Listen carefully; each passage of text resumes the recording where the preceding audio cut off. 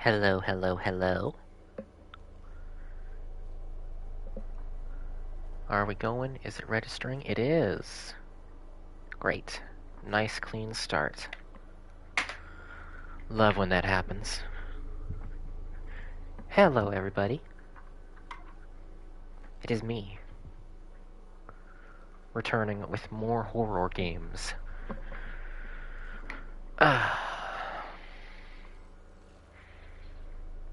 My lights are off. Chat is set up. Everything is normal. Howdy, Lieutenant. Welcome, welcome. God damn it, Crow, what did you do this time? See, this was before all the shit that happened with the Crow Country.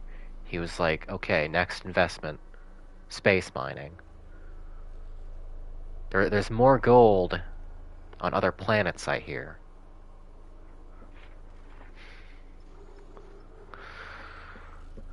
And that's all I'm going to say about that. Just in case people who haven't played Crow Country want to tune into this stream, or this VOD, as the case may be. But yes, welcome to Dead Space Remake. I will get back to DMC5. I was actually going to get back to DMC5 today, but I lost my time to stream during the daytime because I was too busy arguing with strangers on the internet about things that don't matter. So then I was like, okay, I'll stream at night. And when I stream at night, well, the time for spookies overtakes me. Howdy, Queequeg. Welcome, welcome. Thank you for the subscription. It's annoying that subscription alerts and other things like that don't pop up on my screen until I look at my laptop. What happened on the subreddit now? Oh, this time it wasn't on the subreddit. This was on Hobby Drama. Just arguing with some dweeb about the current state of anime. It does not matter at all. One fraction of a second at all. But social media dopamine. Oh god. Yeah, I'll wait for a minute or two longer, then I will get set up here. As some of you know, I had already started playing this some time back, but I just lost track of it because there were so many other games coming out during the back half of 2023. So I was like, okay, I'll set this on the back burner and I'll get to it later. And then the distance from the back burner kept on growing and growing and growing and growing. So then I was like, okay, horror game streams do great for me. I'll stream this eventually, and then that went on the back burner for a little bit because I found other things to stream. But now we're here, and I finally have an excuse to actually play past Chapter 5 of this game. I believe it's Chapter 5. Let me check. Howdy, Star Pressure. Welcome, welcome. I'll see about streaming Shadowbringers MSQ, Queequeg. I'll see. I'm nowhere even close to there yet. I actually did play FF14 today, but it was to do my class quests and get those Heavensward Hildebrand quests off my goddamn sidebar. Those were okay. I like the A Realm Reborn Hildebrand quests more. How far did I get here? Oh, Chapter 3, okay. So 2 chapters behind where I had imagined I stopped. That's fine. So we're going to start a new game in just a second. What's cool is you'll notice, those of you who haven't played this, you'll notice that there is a game happening on this main menu. That's because with the power of the PS5, when you start up a game, it seamlessly spits you out to wherever you last left off. It's fun. It's a neat little effect that I imagine you will see on future streams. Star Pressure says I can't finish my Hildebrand quest because no one joins the Gilgamesh boss. I would join the Gilgamesh boss with you because it is amazing and really fun, but you're on a different data center than me, and it's prohibitively difficult. Especially right now, with Dawn Trail about to launch. You could probably run it with your NPCs. It's not that difficult.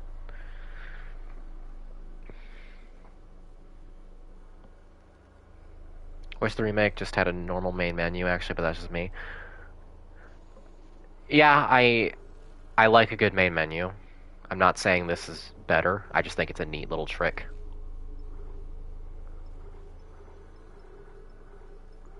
It's like my amazement that Ratchet and Clank Rift Apart has no loading screens whatsoever and has like a 5-second startup from the PS5 menu. I'm easily impressed by rapid loading times. Oh, the Gilgamesh quest doesn't have NPCs because it's not MSQ? That is unfortunate. I don't have a solution for that. You could probably maybe post about it on the FF14 subreddit or something, going like, "Hey, gamers, wanna run Gilgamesh with me?" You gotta open your post with "Hey, gamers." They won't respond otherwise. Let's get started and see who filters in as we go. A bunch of people said they were planning on coming for this, but yeah, we'll see. We'll do medium difficulty because I'm a pro.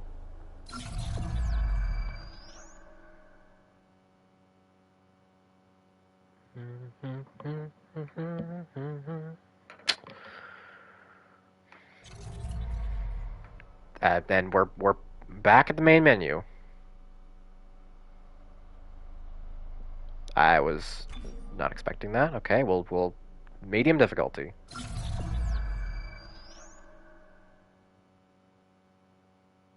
Actually, kind of wanted to recommend hard. So when I played this last time, it took me a minute to get used to aiming at necromorph joints again. It's been forever since I have played a Dead Space game. So, and also the necromorphs are way tankier in this version, so I don't really want to chance it. Is this blind, or did you play the original? So I did not play the original myself. Wait, no, I did. But I never finished it. That's right. Played the original after I'd watched somebody else play it. And I think I got up to close to the end and just fell off of it. Played Dead Space 2, did not play Dead Space 3, because fuck that. I wish I could talk to you. And I played 3 chapters of this. I'm sorry about everything. Before I fell off of it, and now we're going back to it. It's all falling apart here. After chapter 3 of this, I will be blind on any changes that the remake makes, which so far have been quite substantial. Such a little thing. That's her. Nicole? Yeah. First deferred from her in weeks. We're 5 minutes out. You still got Like Isaac talking. Isaac talking is a major change. Turned down, but 6 months apart with only vid calls. And I like it. It's rough. Easy to say the wrong thing.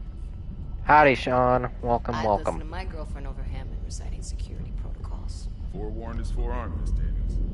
We're just getting started. Keep saying. Here we go. Nice clean re-entry. This game is so pretty also, that just goes without saying. Did you just sell it? Imagine 6 months staring at that chunk of rock. To an independent miner. Howdy, that's Silver. paradise. Aegis 7 is one of the richest finds in CEC history. The space is not going to be alive for much longer. Now where is she? There. Confirming visual contact with US You know what? Shimura. You know what I'm going to do? Since I am currently playing through a part of the game that I have already seen, though I do not remember much of jack shit, I'm going to put chat on screen. like I normally don't do for horror games. Because right now I am sick of looking to the right to see my chat. Now I do this. Overlay options, display chat. There we go. Perfectamundo. What a beauty. Biggest planet cracker in her class, you know. And it looks like Everyone we feel already free to found pop off and chat, Why is test it so out that it dark? works. We should be able to see her running legs. Okay, it's working. Yeah. I'll get us into hailing range. I do see It's that. gotta be Thank working you. out for us. Just be careful on the approach. The opening is Not taking any fantastic. chances with the CEC's pride and joy. Dead Space's opening is No masterclass. chances, huh? Is that why you were digging into my personnel files before we left? You track your file access? I'm a computer analyst. Comes with the job. I ran standard CEC Oh, background you asked if I checks. saw the ghosts. I did not see the ghosts on my TV, no. Even though I have it set to display activity, Sir, we're in hailing range. I just need to look to my laptop whenever USG Ishimura, something like that this is the happens. emergency maintenance But unit thank of you USG Kelly for responding the to your distress call. Come for in, the Ishimura. Elden Ring ghosts. I appreciate it. Ishimura, do you copy? Come in. This is USG Kelly. Ishimura's not responding. They're too busy Locations black on a accepting all of their Twitch notifications. Come on. Someone pick up the damn phone. I also really like how Isaac looks in this one. I like how everybody looks. What is that? They look like people. Sounds like their communication array is busted. Maybe broken. They're jorking their penis. Daniels and I Shut can up. handle it Shut the 48 fuck up. hours, Max. Hey, gives you plenty of time to catch up with Nicole. Yeah, I hope so. Jen, Johnson. take Like us out. Isaac and Nicole look like Dropped each other's engaged. an older-ish Balcony. Let's go. engineer and scientist couple should. We're off course. Daniel! Guidance system override isn't responding. Shit, we're coming in too hot. It's gonna smash us into the hull. Jen, aim for that emergency stabilizer. There, the blue light. It might slow us down. Got And him talking during this crash makes him look like less of a fucking freak.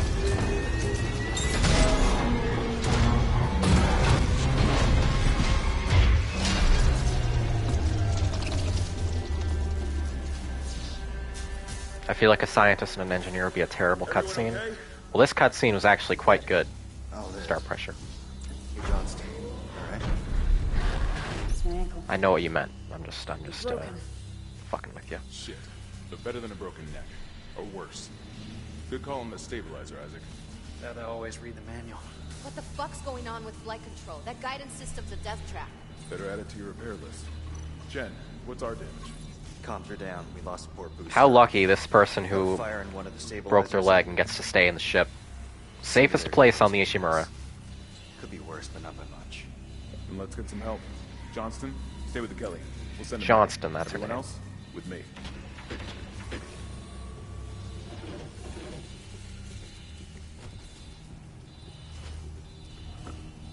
Yeah. Iconic spacesuit. Alright. Soon as we get past the first spookums, I have forgotten everything. So, we'll soon reach the point where I'm going to be very scared again. Standard procedure, Miss Daniels. We'll register them. Oh, but the game is so pretty though. Hello? Where is everybody? Half the ship must have heard that landing. Be proud, Jen. You gotta see her in one piece. Johnson. Hammond, are you enjoying the atmosphere in here? Look at this Nobody knows fog. sometimes setting my nerves, especially on CEC stuff. You see anyone in flight control? This is the kind of space station that would benefit from a photo mode, I think. That was a joke because nothing ever benefits from photo mode At least ever. we didn't take out the sign.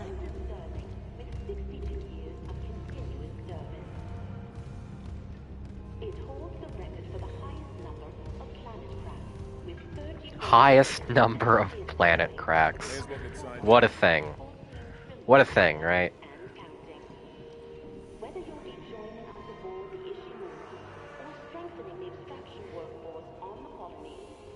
Oy vey.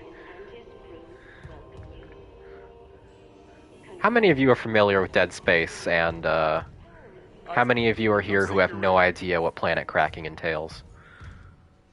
Oh, I gotta sync my rig. Hold on. Oh, there we go. Welcome, Isaac Clarke, to the USG Ishimura.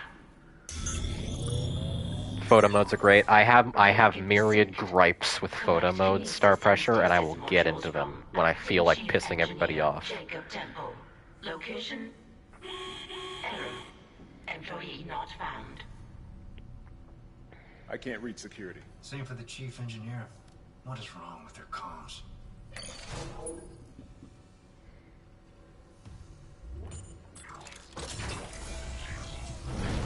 Yay. Yay.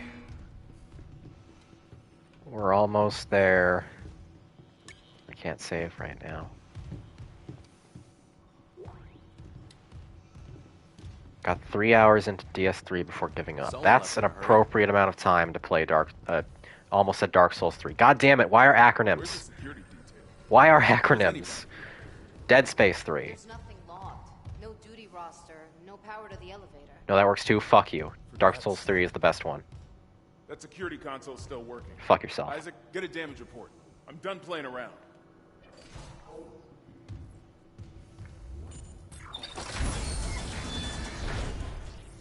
I just played Dark Souls 2 Queequeg. I'm allowed to say this. Because I can now make educated assessments of every game. And Lieutenant just says DS3 is wonderful without qualifying which one he means. Acronyms should be banned. We should just remove them from the English language. Other languages can keep them, but not ours. I'm trying the Security Council in a fucking second. I'm talking to my audience, Hammond. Okay, there's the Security Council. No pickups yet, obviously.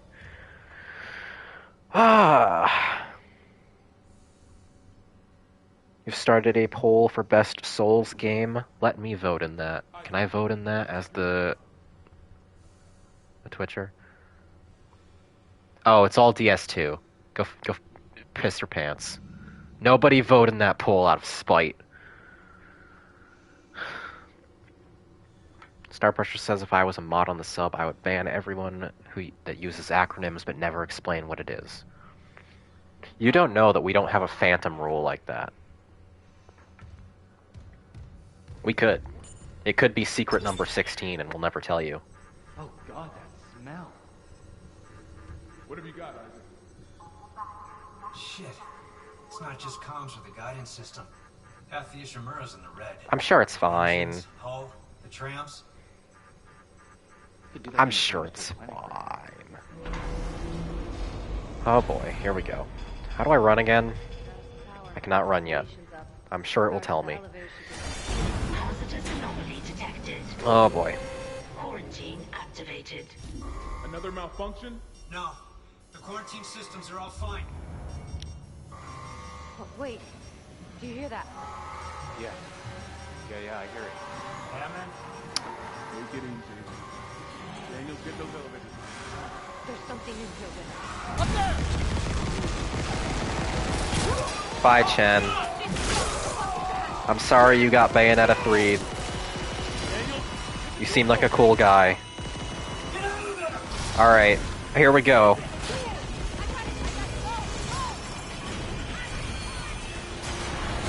How do I run? How do I run? There. God damn it. Okay, there we go. Oh Jesus. Oh Jesus. Oh Jesus. Oh Jesus. Oh Jesus. Come on, come on, come on, come on, come on.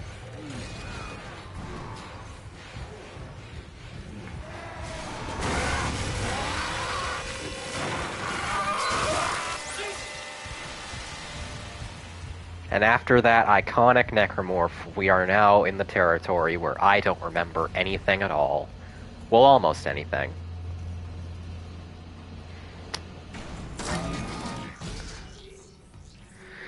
You guys excited? I'm excited. Do you remember how to fight necromorphs? I'm sure the game will tell me 10 times. How do I stomp? Can I stomp yet? I cannot stomp yet. I need to help out this fine gentleman first.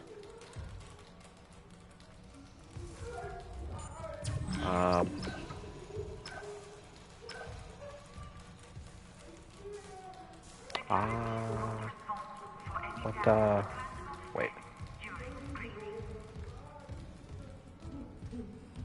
over here. That's right.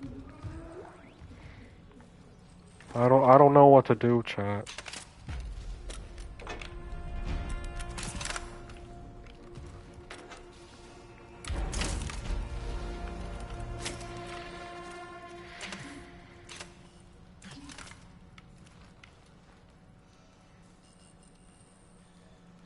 Now here's where I redeem myself for bad shooting in Mass Effect.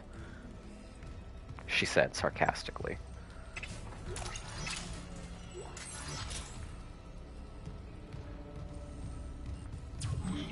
Why do I keep thinking that's Stomp? It's obviously... Okay, that's that. Okay. R1. That's yeah, R1 is punch.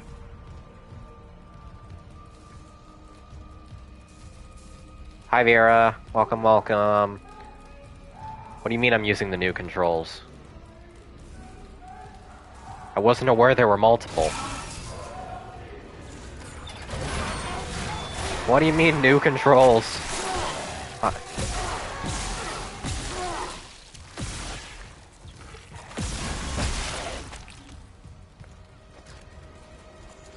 You can use the Dead Space 1 and 2 controls, it's in the settings.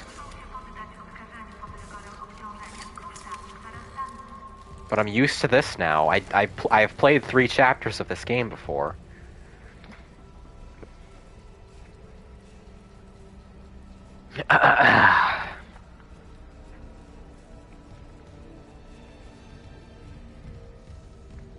Anyways, hello Vera. You missed the conversation about how photo modes are bad and terrible. There was no actual conversation, I just brought it up. To be a little stinker. We could have a conversation. Security request retrieved. We shot that fucker right between the eyes and it didn't die. Smith had to shoot its fucking arms and legs off. For God's sake, send help! Gee, I don't know what to do. It's all Greek to me. Are you alive? Or alive would be the wrong term. But I seem to remember... Becca has no eye for the camera, confirmed. What? Oh, photo mode. I already completely forgot what I was gabbing about. I'll talk about why I hate photo modes in most contexts shortly. Which means you have to keep watching so you can hear the context. Becca has fallen for many fascist women. Listen. Listen.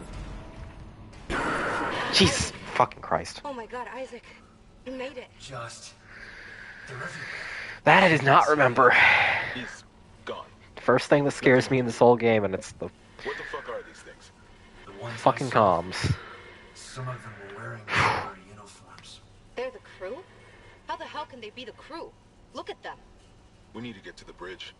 There's 1,000 people on board. Someone will be there. We can't. I'm sure many Transit people will system's be wrecked. there, Hammond. Everything's locked down because of the quarantine.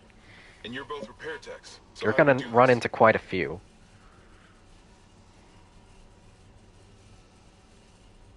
There's a broken tram car blocking the tunnel. It's gridlocked the system. And the data board's burned out. I can't lift the lockdown or call the tram until we get a spare from the maintenance bay. But it's all on Isaac's side of the quarantine. I'll handle it. Just make sure there's power to the repair systems. And Isaac, Yeah? I'm sure Nicole's okay. She's a doctor, right? She'll do the smart thing. Yeah. Yeah, she always does.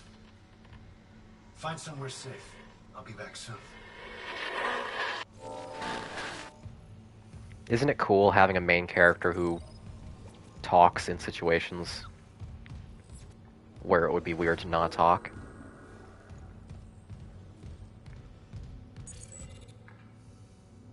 Data board needed, that's right.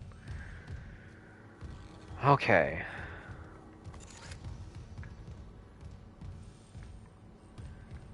I think this area is safe. For a given value of safe.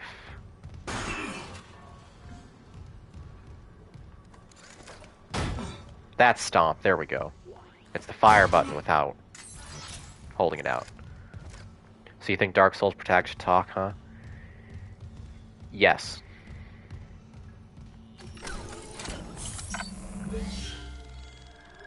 I'm kind of joking. But, like... I like Wolf in Sekiro. I think FromSoft should make more games where there are main characters with defined personalities. Not necessarily Souls ones, but, like... If they ever want to do my crazy idea and give us a... I don't know, Dark Souls character action game about the four knights fighting the dragons, I'd be down for Ornstein talking. Hit me up, Miyazaki. It's money on the table.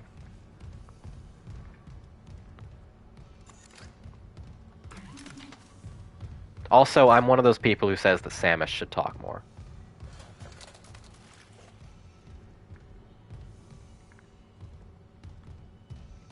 For Sekiro, their last game with a voice protag was Michael Wilson. See, they knew they had gotten it right the first time. There was no topping it. Becca loves other M? No. Samus talking does not necessarily need to be conducive with her having a shitty personality. I like Metroid Fusion and Dread.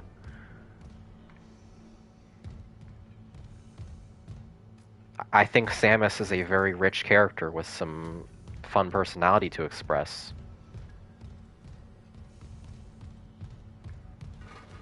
Samus talking was not the whole problem with Other M. The problem with Other M was that it had a shitty script that was then poorly translated. And also it wouldn't have stopped Adam and Anthony and Lyle and James and Madeline Bergman from talking. Am I going the right way? I am, yeah.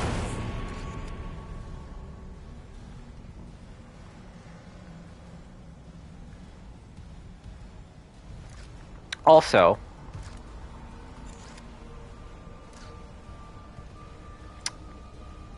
something to note in advance about this game that I really like and also really hate. They made the necromorphs much quieter, especially when you can't see them. So there will be times when one will, for instance, walk up behind me, nearly silently,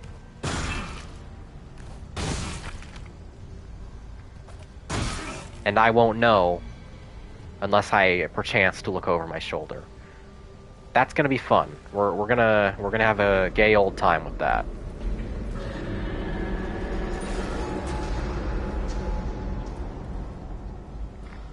I remember a couple of other sadistic new additions in terms of mechanics, but we'll see. Metroid games with dialogue should use the Animal Crossing-like beeps when people talk. Counterpoint.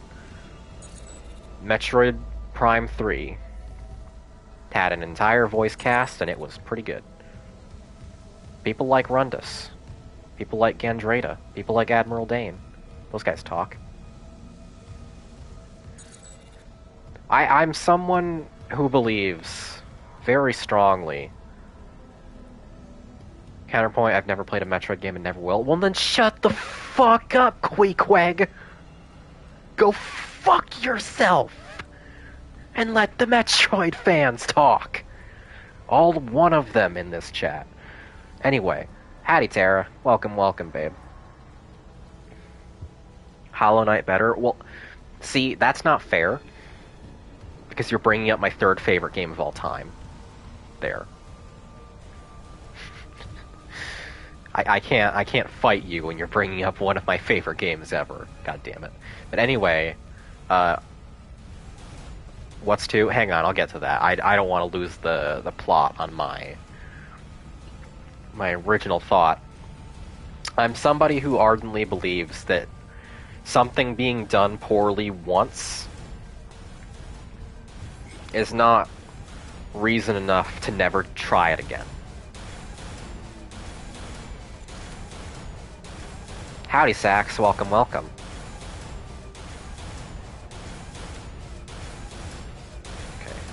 If I recall correctly, telekinesis was... Oh wait, no. It's nothing, because I hadn't actually picked up the module yet. Gooey.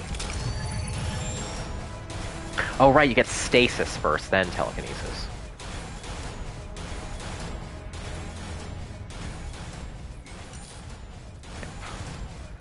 Okay. I'll get through this scary door, and then I'll give my rundown of favorite games.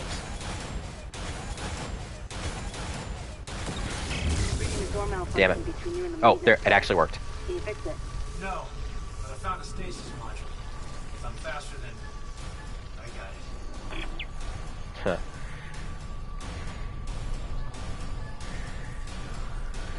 Huh. Okay. What was I saying? Right. Currently slug what is going on in this game.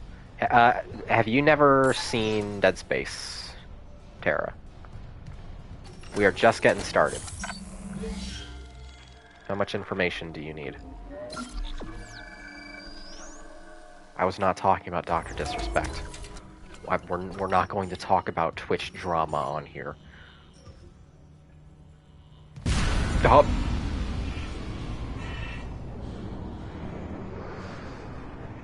Hate that. Hate that. Hate that. I just remembered that that happened. No, no, no, no, no, no, no, no. Okay. Power outages also happen more frequently in this version.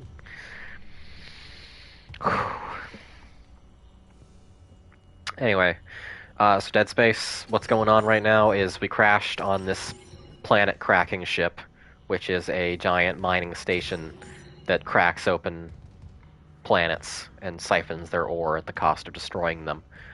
It's a fun time, and there's some fucked shit on board.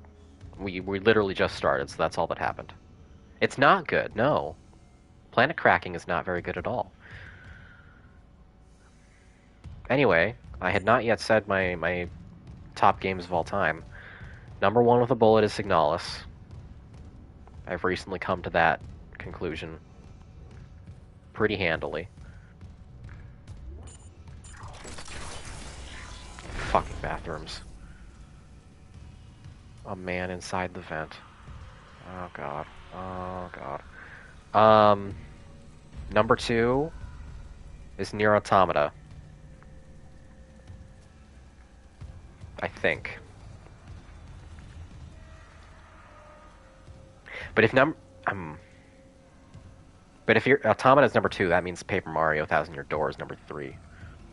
Which would mean Hollow Knight is number 4. I don't know. It shifts around a bunch. Ask me on any given day. I'll give you a somewhat different top 5.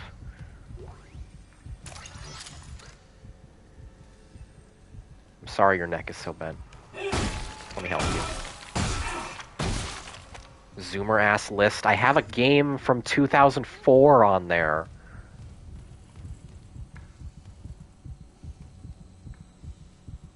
If even that. I don't remember when Paper Mario came out.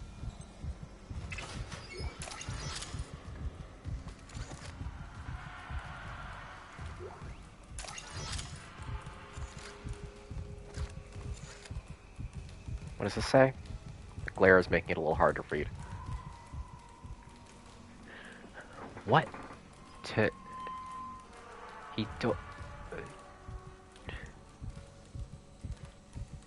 Bring the others. He told me to bring the others. Okay.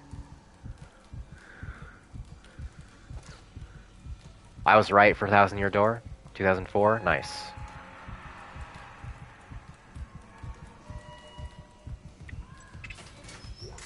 Trying to think what the oldest of my favorite games would be. It'd probably be something from like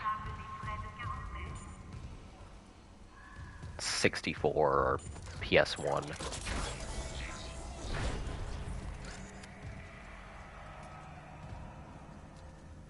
Fun fact, you walk faster while aiming than normal walking. Yes, I am fortunately aware of that. Which is helpful. I need all the boons in this game that I can get. I better make some progress, because we're 35 minutes in, and I have done almost nothing.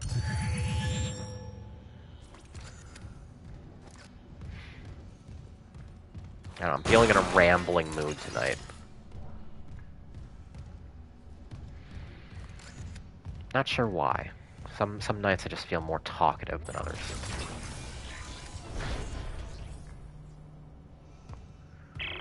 Oh. This looks like... Those fuckers in the head. Doesn't even slow them down. Yes, I know, Hammond. The only way is hacking them apart. Those arms, their legs. I'm aware. Does that even kill them? Or do they just stop moving?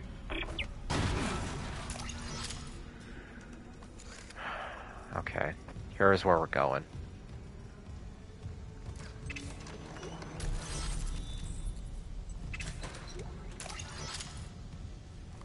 They do seem to be more generous with nodes in this one so far. At least up to where I played last time. You got a stasis module handy? We need one in tram maintenance stat. The autoloader's fried. I got a damaged tram car on the tracks, and if the whole system's gridlocked, guess who they're calling? Temple here, sending a stasis module now. What happened to the autoloader? No idea. There's a problem with this game I keep hearing on a fundamental level. down in the gears where no one could be. You know? I know. And that is, I'm trans, so the word gridlock is inherently funny to me. That's gonna be a problem.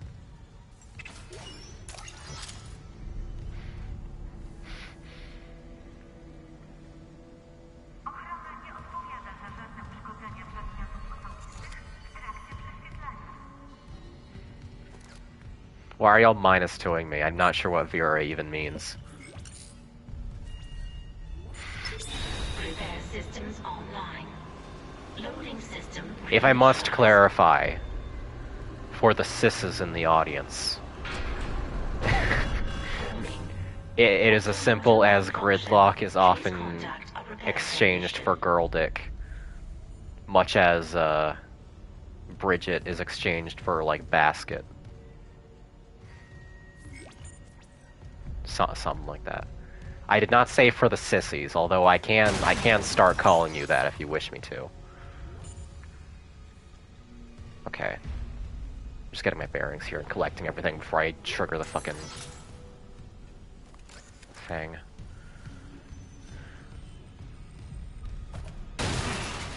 Sissies for cis people is fun. Lieutenant, that unfortunately has connotations. I must be very careful what people I call what words in my audience. Unless we're going all in on a group sissification stream, which you'll have to pay me a lot more bits if you want that. Okay.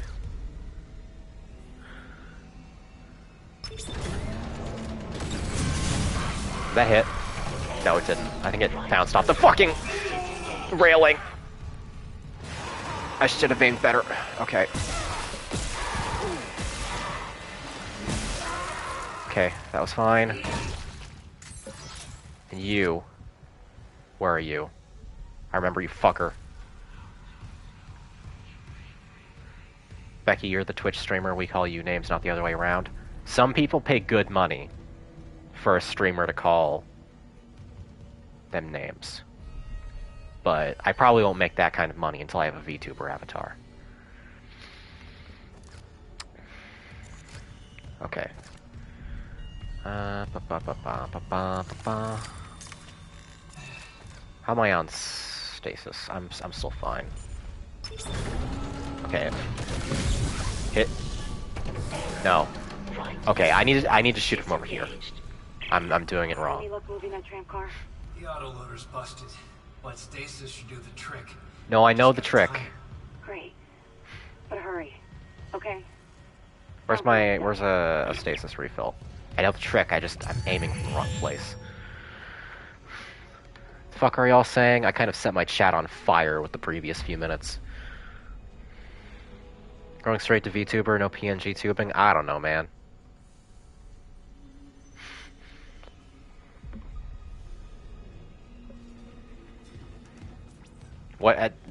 Frankly, the main thing holding me back from any evolution in the way I stream is pure laziness.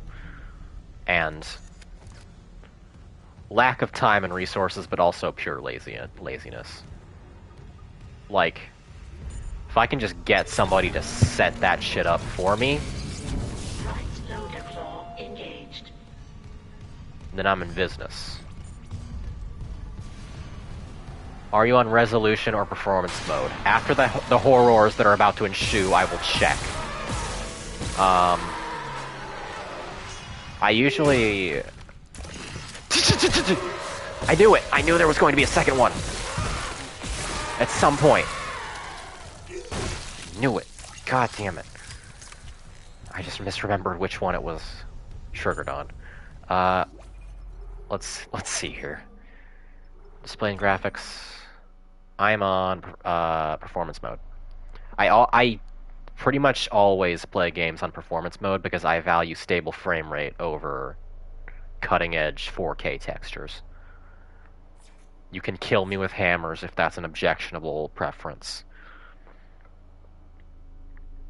There's a program on Steam that helps you make PNG tubers. I wonder if that program is Mac compatible, because that's another thing holding me back.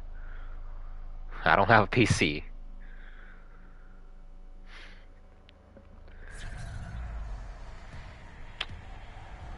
Okay. Can I hit it from here? Do I even need to?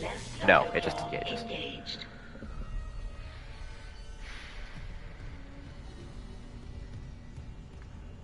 Okay, we good? Nothing else going to pop out and attack me? I don't think so. I hear suspicious flesh noises, but... Oh, that's right. That's right. Let's get into a safe corner where we can see everything coming for us. Sorry you're going to miss the tram replacement animation, you guys. But it's a sacrifice you must be willing to endure.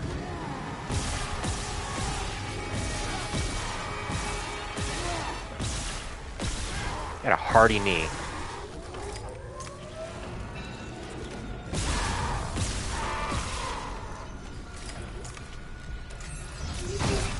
Another? Yup.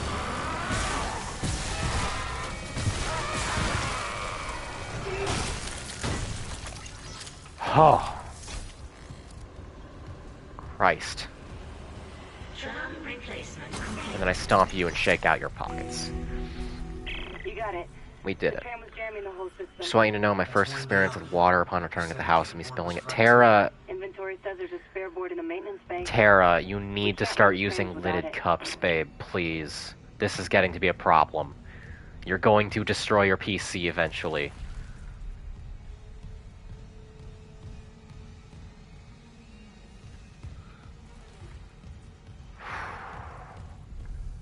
Okay. We've placed the tram. Okay. That was weird. Huh? What do you mean, huh? What do you mean? Oh, you're just gonna startle me. That's fine. You're allowed to do that.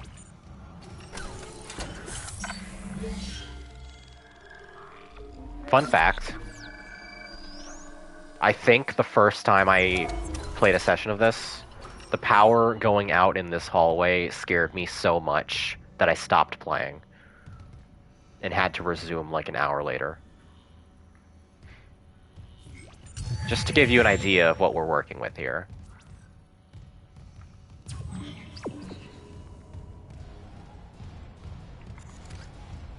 I'm a big fan of Isaac talking, yes. I of all the improvements Remake makes so far, I think that's probably the biggest one.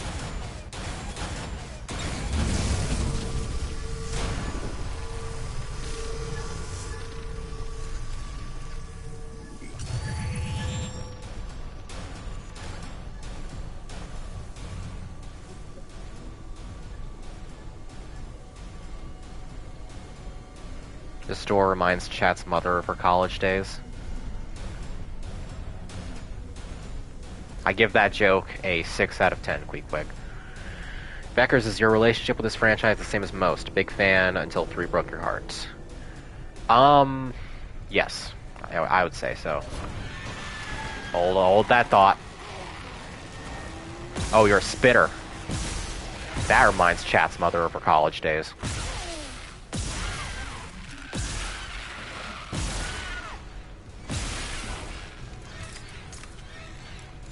You. Why the psycho strings? Okay. Oh. Yes, so Dead Space 1 came out. And I ignored it at first because I was too scared. I was like 10 at the time. So I watched that LP'd a little bit later by a very, very obscure little LP group that nobody remembers now. That is not a joke. I fucking... Nobody remembers GIF and Gwiz if I say their names. But I watched a playthrough of that, and I was like, okay, this is baller. And I got on Dead Space 2 when it came out, and that was great. Then Dead Space 3 came out.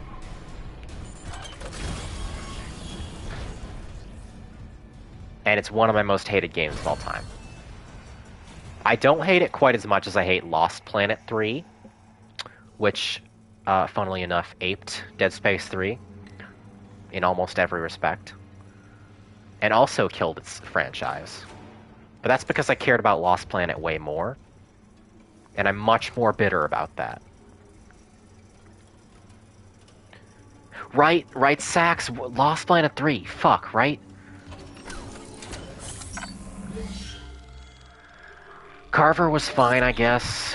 I liked the idea of your mech being basically a space big rig. Like, I thought that was charming. But, man, was that a miserable experience that fucking completely killed the entire franchise dead. And it's the sole reason why people will never understand that Lost Planet 2 is one of the greatest video games ever made of all time.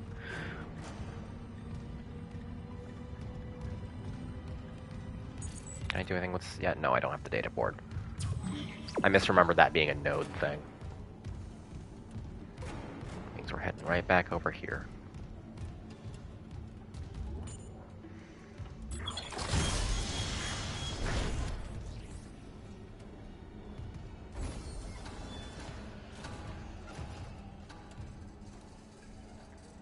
Oh, you were talking about Carver from Dead Space, Queequeg.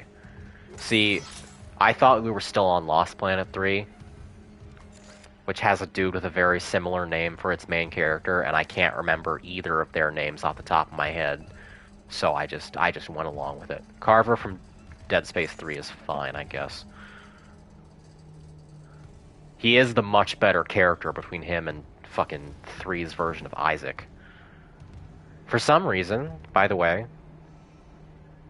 all of these suitcases laying out like detritus across this hallway really gets under my skin, and I'm not sure why. I am like having serious trouble pressing forward.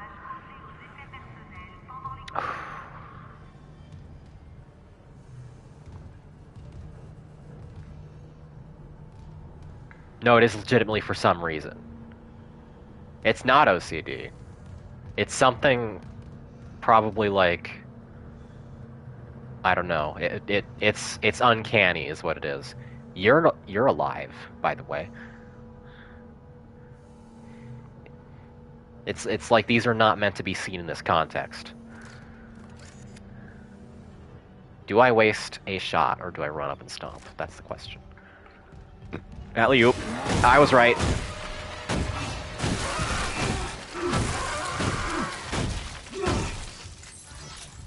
I did it. Oh, right. Hey. So here's another fun thing that the remake adds. This is probably my favorite new feature. And by favorite, I mean I admire its sadism. It is ingenious in its commitment to fucking with you. We have circuit breakers here. And what circuit breakers do is they give you a choice. You can direct power one of two ways. You cannot have them on both. Right now, it is a seemingly innocuous choice between two rooms. I need to get to the maintenance bay. Therefore, I light up the maintenance bay. Nothing doing, right? Wait, was there a locked door back there first? I feel like I remember there being... Yeah. Cargo hold, store... Wait. Okay. Yeah, we'll search that first. But what this actually is...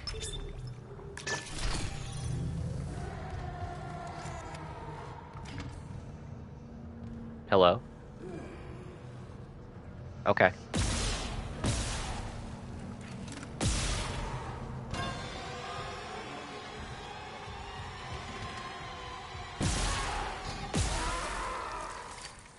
You were strangely incompetent.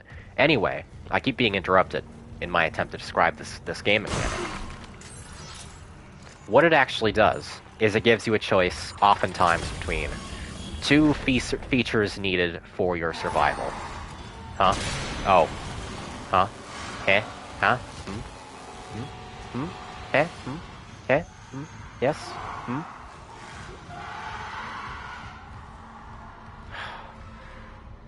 Okay, let's get the fuck out of here. So say it will give you a choice between you can have lights on in this room, or you can have oxygen in this room. We're on semiconductor, nice. Now that may sound to you like an obvious choice if you have not played Dead Space. Obviously, you would want the lights on for visibility and to not be scared. And you do have a bit of temporary oxygen because you're in a spacesuit. Most rooms are small enough that you can get through them in like a minute, if you're really in a low oxygen situation. However, the actual problem with that is that when you choose to take away your oxygen, what you're actually doing is taking away sound in the room. You can't hear anything. So you have to choose between not seeing the necromorphs and not hearing the necromorphs. This will create difficulties. Also, hello, Pachi. Welcome, welcome.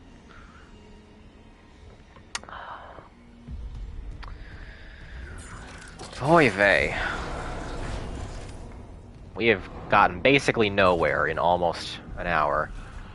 I will try to rectify that, because I don't want to be streaming this for like 90 streams. I feel like talking tonight. You know, sometimes you just feel the need to talk.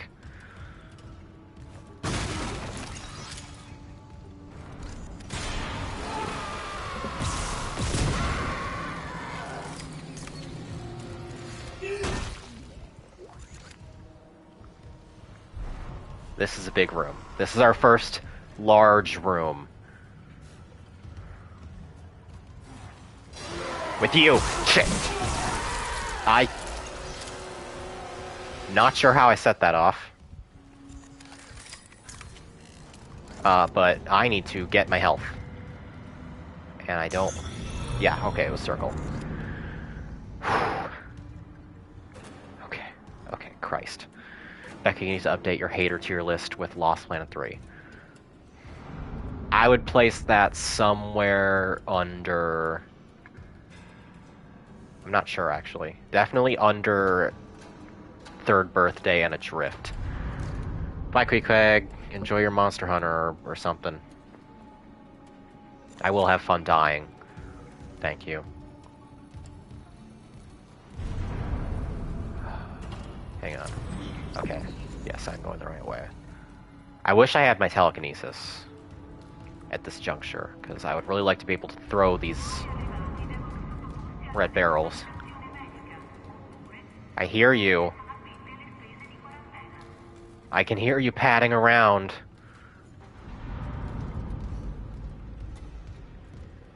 Looking at your list, that means Pikmin 3 escapes from judgment.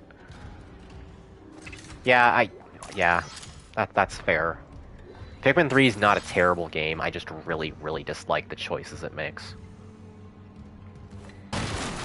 If it's your first Pikmin, I'm sure it's fine.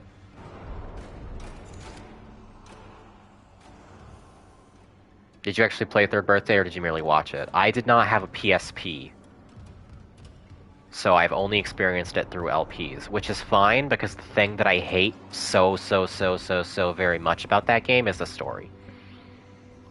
I have no opinions on its gameplay, other than that it looks pretty repetitive. Here you are. Here you are.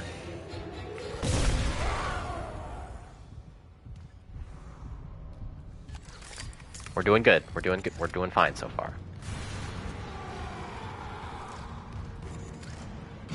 Yes, right? Left? No, where are you coming from? Where are you coming from? Stop playing the violin at me. You.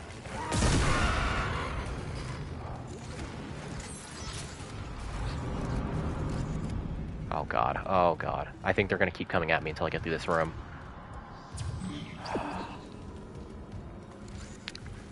But for those who aren't aware, I'll try to talk as I go.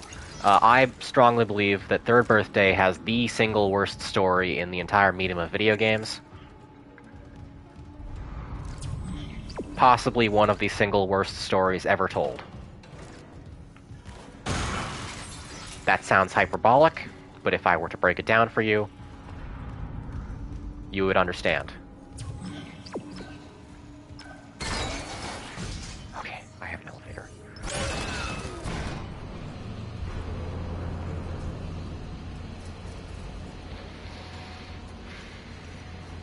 Break it down. In brief, it is a story where the protagonist literally does not matter, where none of her actions make any difference whatsoever, because neither of the enemy factions are actually impeded or affected by the actions she takes during gameplay or the story. No decision that any character makes matters until the final 10 minutes of the game. And in the final 10 minutes of the game, you find out that the story was incited by an event with no explanation, that literally has no cause, in or out of universe, for which the director was interviewed, and he said, lol, Lamau, it's MacGuffin or something.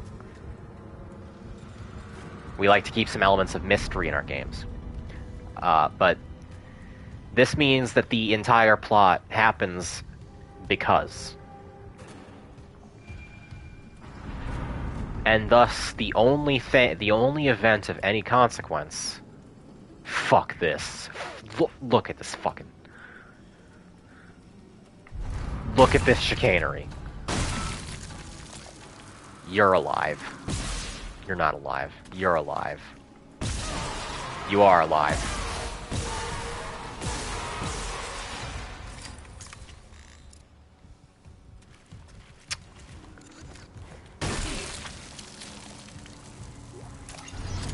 So basically, like, what I'm getting to is that literally the entire story, because it doesn't matter, and it starts for no reason, and it wastes so much of your time.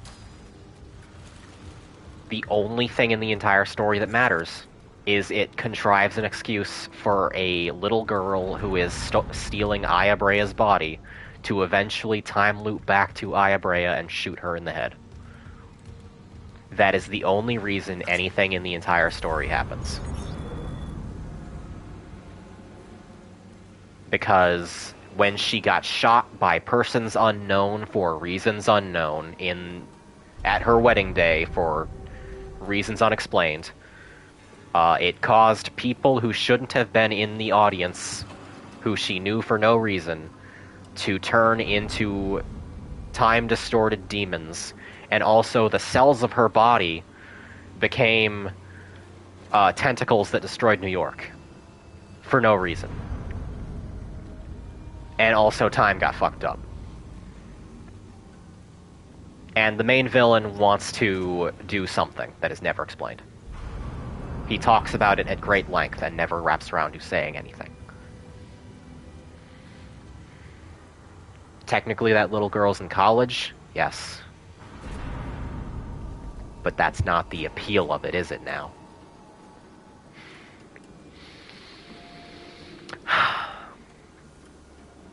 His motives are complex. Dude, fucking... Zero Time Dilemma dude has more concrete and coherent motives than Hugh Grant, or whatever his name is in Third Birthday. Hyde Boar. Not Hugh Grant. Hyde Boar.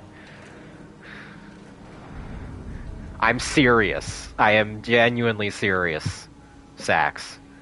The fact that you get anything out of Delta means he says more.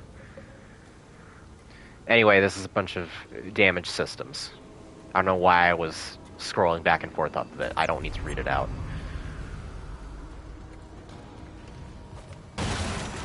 Genuinely.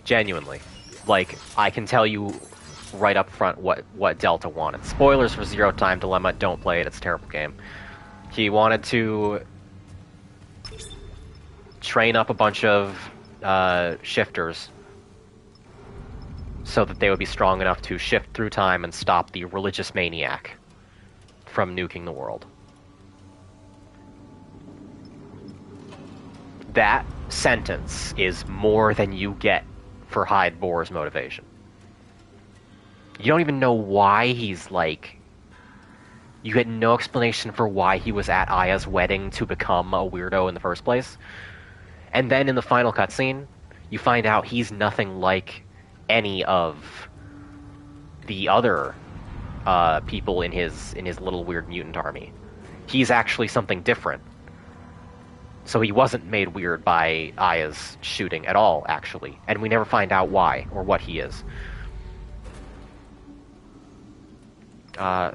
Okay, right, yes, here's the choice, by the way, that I was putting off by rambling. I now have to choose between powering on the lights or the elevators in order to get the maintenance room unlocked. And because I need the elevators, for efficiency's sake, I am going to be forced to choose the lights.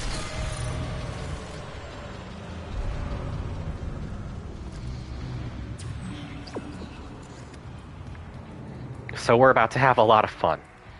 Because I'm deathly afraid of the dark, by the way. Just so you know. We're gonna try and go through this as fast as possible.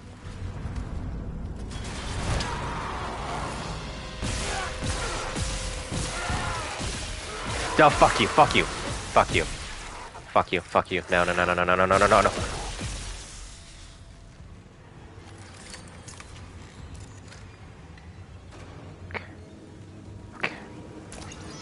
Thank God they're so generous with plasma energy drops.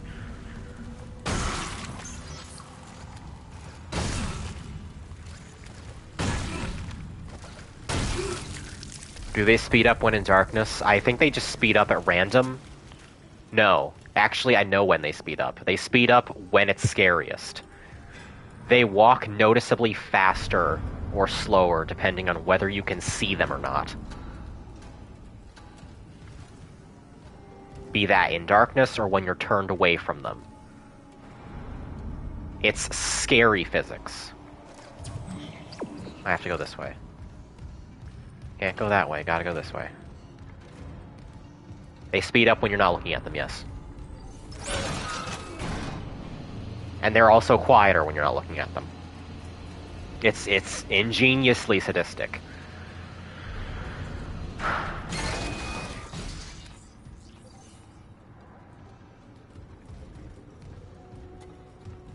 Do wish they were just that fast in plain view too. I don't... You fucking crazy?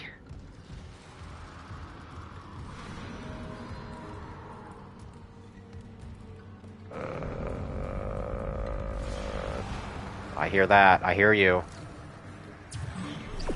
But I have to go this way. What do you... Wait, what do you mean I have to go this way? I thought... Okay.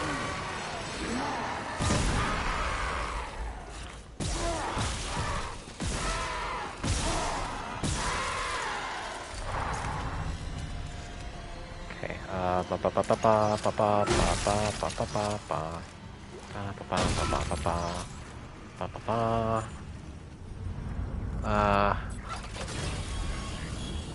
you? Yes, I think. Yes, I was supposed to go in here. Isaac, we can't stay here much longer. Hearing a lot of movement. I'm seeing a lot of movement, Havman. I'm coming back Havman. now. Daniels, get ready to go. What did Vera say? The game also has a system that tracks your movement through the ship and decides whether it will spawn enemies, messing around with ventilation just to scare the player, and more. I was also aware of that. It is fiendish. Yeah, I'll use the bench in a second, as soon as I'm done looting the room. Oh, man. Text log. Is this one that I can actually read? Yes. To Smith from Wright. Subject, poker night. Keeping this off rig link in case Benson's listening in. You in for poker night tonight, or are you gonna let Caitlin keep walking around with your credits? I'm in, but can you not invite Pavey this time? I know he's still blaming himself for Sorosi's accident and everything, but no one wants to hear about anyone's fucking nightmares. Especially that one where he saw Sorosi up and walking around with half his head missing. Foreshadowing is a literary device in which... Don't give me shit about it, I'm serious. It's messing with me. Last night I had one of those dreams where you wake up, you know? But my dad was sitting next to my bed talking to me. Felt so real I kept seeing him out of the corner of my eye all day. Trust me, that's one son of a bitch who needs to stay dead.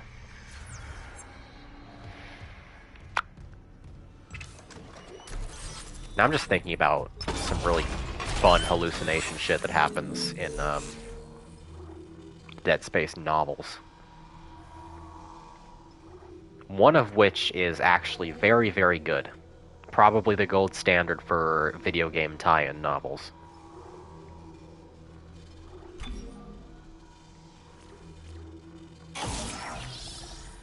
I'm gonna up my gun first.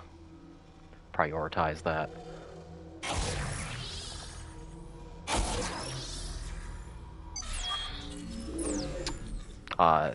The good one is Dead Space Martyr, which tells the story of the founder of Unitology after a fashion. And I highly recommend it to any Dead Space fans who have not read it. The other is Dead Space Catalyst, which is bad. It's a bad book.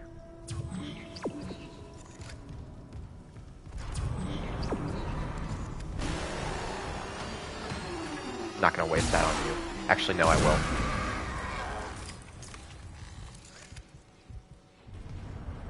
Fuck you. Oh, but that means I... Oh, no.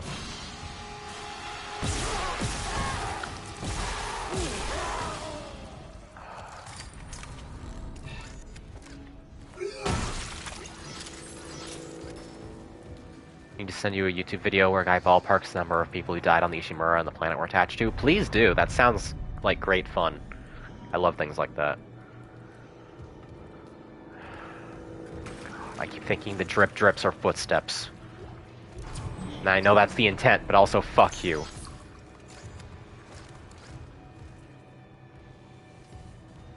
Are you... Have I been here before? Are you dead, or are you alive? You're dead. Dead now.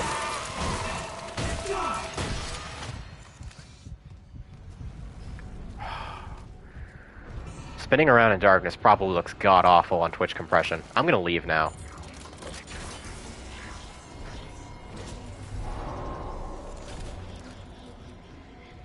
Oh, that was an ordeal.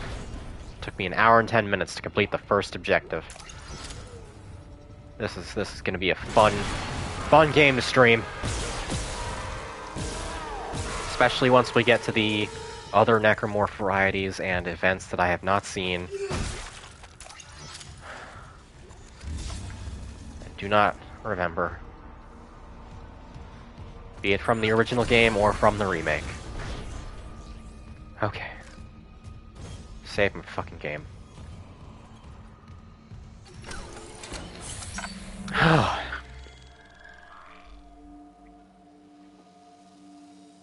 If it makes you feel any better, Becca, I don't think any enemy you kill yourself in the remake plays dead, unlike OG, DS1, and DS2.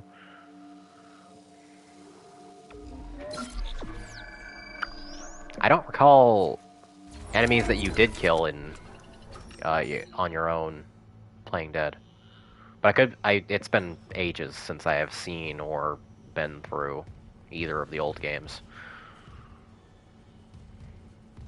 I thought it was just you had to worry about them if reanimators came around, which I'm pretty sure I did encounter in the remake. Yes, I did. Yes, I'm actually quite certain I did, because one of those creates the first boss.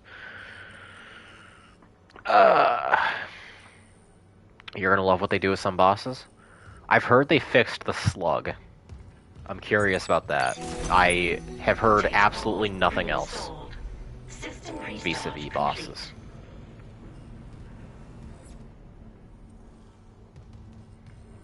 I hope they made the final boss not jack shit. Okay, gotta go this way. Maintenance complete. Calling tram. It's clear. It's better cool. Now arriving at flight deck tram control. Not as much as an improvement as Sadler. I mean, that's a high bar to live up to. I don't mind that.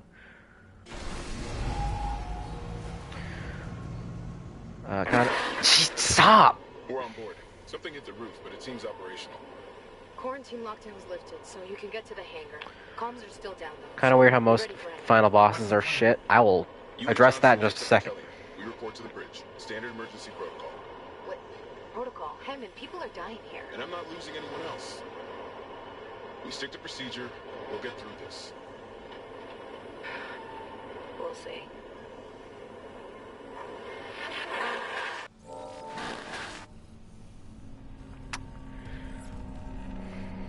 So here's the issue, right? It's not just final bosses. It's that for the longest time, Western AAA game devs simply could not design a good boss for the life of them. And I think there's a couple of reasons for that. Namely that they kept designing combat systems that were not conducive to good boss fights. That lacked a certain amount of mechanical complexity, or the interactions you had with them did not lend themselves to non-standard enemies. And that sticks out much worse with final bosses, because they usually tried to go for big, grandiose spectacles. And when you go for a big, grandiose, cinematic final fight, where your means of interacting with it are either too easy or busted,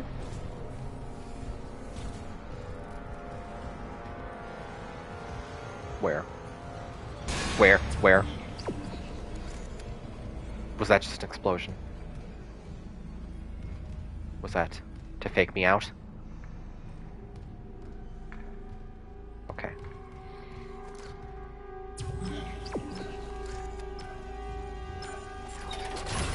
What was I saying? Yeah, when you combine those factors, the final bosses are always even shittier than the ones that came before. And I will note,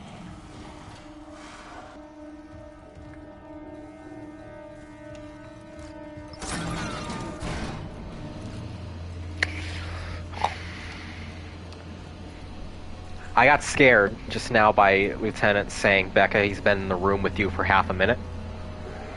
And I fell silent, briefly. It is entirely possible that that was in fact true, because I just heard a necromorph shouting.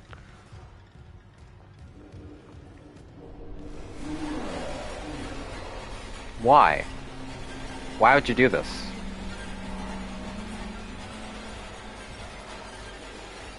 I'm trying to express several thoughts about video game boss design. It's important. Please. Did I loot this already? I didn't, I don't think. No, I did not. Please shut the door. Please shut the door. Please shut the door. Stop it with the orchestra.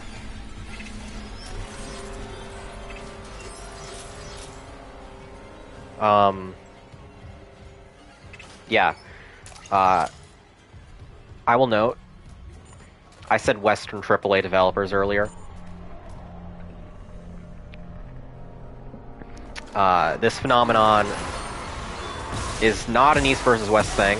It's just that it popped up way more because of design conventions in the 6th and 7th generations. And my go-to example for across the pond, so to speak, is Metal Gear Solid 5. Metal Gear Solid, of course, made its name on fucking fantastic boss fights. Some of the best boss fights ever designed. And then Kojima decided to make MGS5 have combat systems that are simply not conducive to any kind of boss fight outside of an extremely limited range. Which is why Quiet is fun to fight, and none of the other bosses are.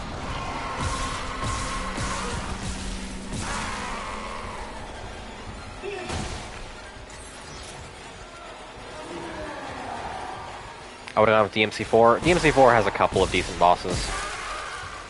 It has, I almost said Angeal. Kratos. It has Kratos. And Dante. And I'm sure there's at least one other that I decently liked. Also, hey Dalek, welcome, welcome. Don't worry, you haven't missed much of anything. I have largely been rambling in this stream and wasting a lot of time. We're just now looping back to the first objective.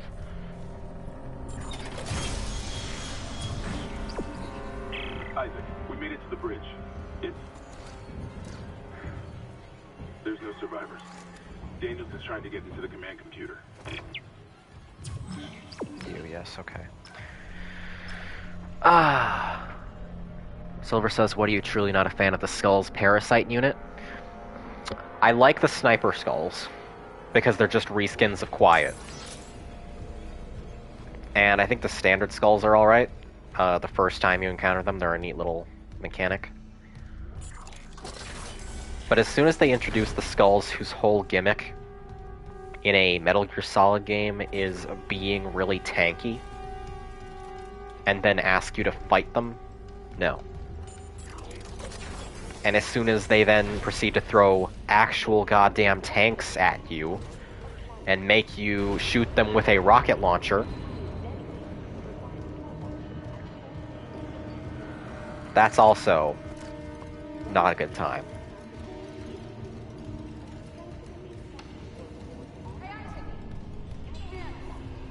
Hello, Johnston, my favorite character.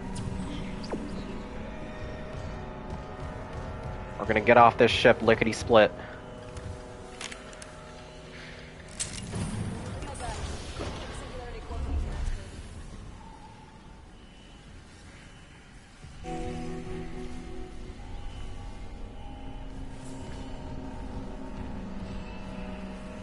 Good end. I just fucking leave and leave Hammond and Daniels here. The Ishimura's overrun with... they're fucking monsters. You didn't hear anything? What? No, the comms are still out. Isaac... We need to kill him fixed now. Got a damage report? Yeah, it's there.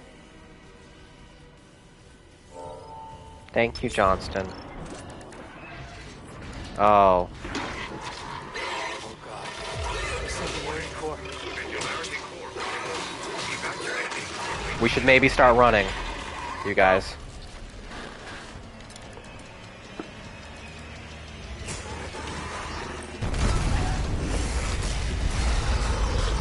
Rip.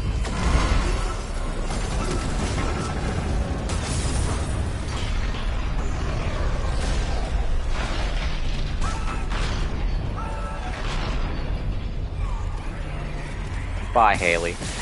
Oh, you.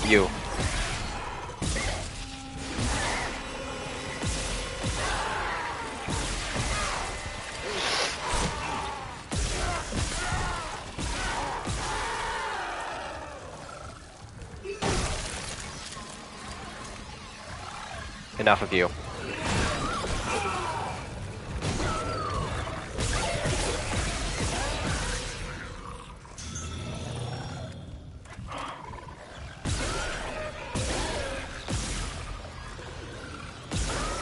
Per my memory, these are my least favorite enemy type in the game. Isaac, what's happening down there? Johnson's gone. Killing you two. Becky, you don't stomp the scorpion ones. I remember that now. No! Kellyan was our only way home. No. We're trapped. No!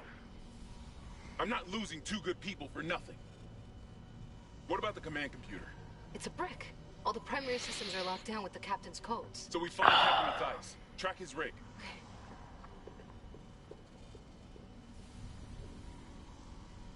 Okay, here. Captain Benjamin Mathias. Location medical. Status deceased? Even the captain? God. Isaac. The captain's supposed to be the strongest unit. Double back and cut through maintenance. Find the captain's body and get his rig. With his codes, we... What was that? See you later, Sax. Thanks for coming. Chen? Okay, Hammond, run!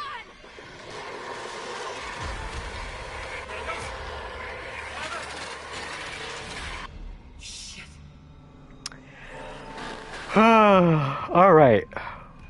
With the destruction of the Kellyan, we are officially at the point of the game where my rough memory pretty much stops in terms of pure remake stuff. I remember some of Chapter 2 and none of Chapter 3.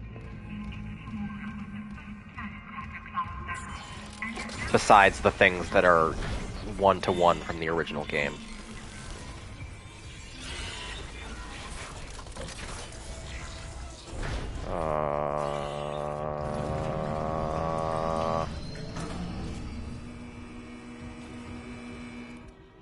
Okay. For instance, I did not remember that this was a safe room. I thought this was going to be one of many lights out, time to kill you rooms.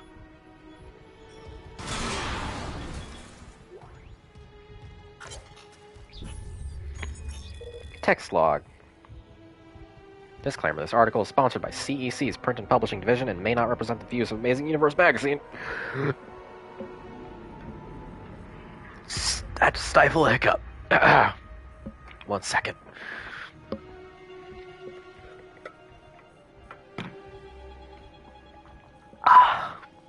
Imagine a world where basic resources, like fuel, ore, metals, and ice, are hard to come by. Imagine if humanity's needs were entirely dependent on the nearly extinct resources of Earth and the dwindling supplies of the colonies. Older readers don't need to imagine such a world. You lived it less than a century ago. Looking to the stars for additional resources was nothing new, but at the time the only shock point-capable ships were smaller vessels that could barely keep up with demand. Enter the Ishimura. Named after the celebrated astrophysicist and inventor of the shockpoint drive, Hideki Ishimura, USG Ishimura was the first of the massive planet cracker ships. I forgot it was the first. I did not remember that lore. This makes it even worse.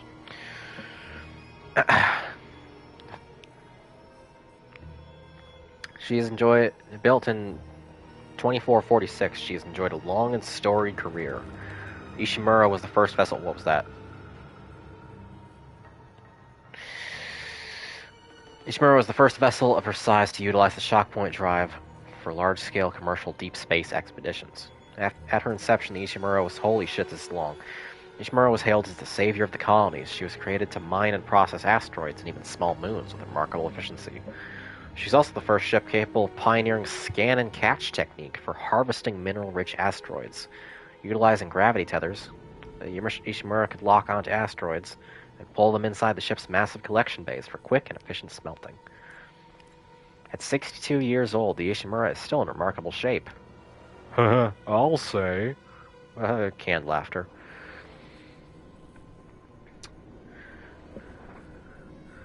Her equipment has been upgraded over the years, and many of her interior spaces have been retrofitted to take advantage of current technological advances. Despite so many long years of service, she remains the pride of the CEC fleet and is the company's largest planet cracker. Whenever a vital deep space mining project requires skill, experience, and dedication, Ishimura is ready to answer the call. It is ships like the Ishimura and the dedication of men and women who crew her, non-binary people are not allowed, that built the Concordance Extraction Corporation into the trusted, dependable resource provider it is today.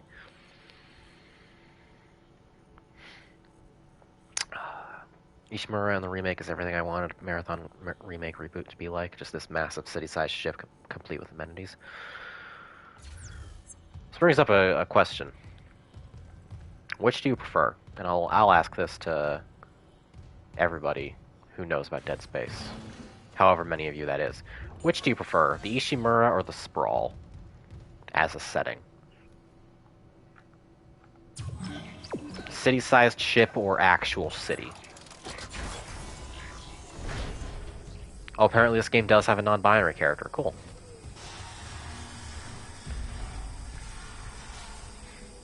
They die a horrible death. I would have figured, yes.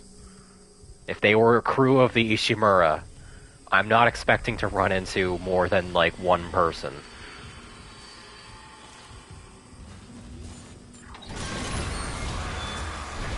Where? Huh? Huh? Oh, there's enemies in the bathroom now. Not going in there. Bathroom is no longer safe.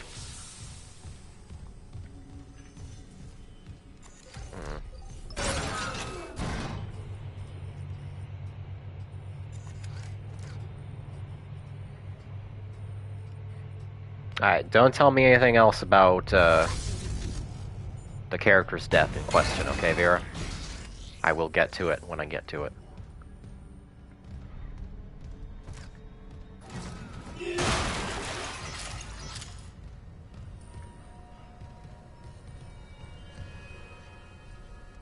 You have the exact same face as somebody else I previously saw.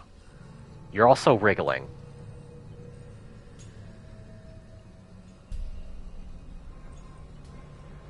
You're turning to face me. Fuck you. Fuck you. Fuck you. Fuck you. Fuck you.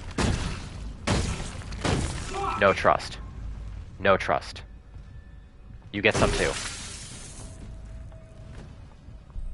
That's just the physics? I know, but what if, Lieutenant? What if? You can never be too sure.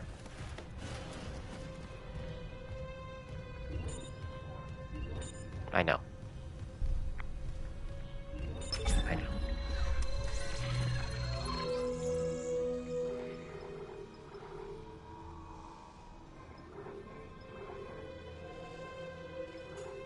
I can tell what is ragdolling and what is intentional, but sometimes it looks just a little too uncanny for my liking.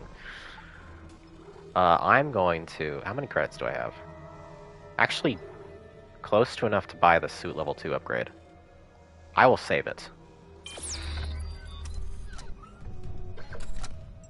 Wait, can I sell things in this game? I don't remember if I could... Wait a second, was that enough? No, that was only 100. I would be at like 9,500 right now. Yes, 9,500.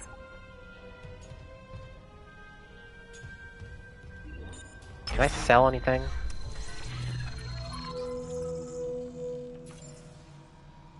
I can.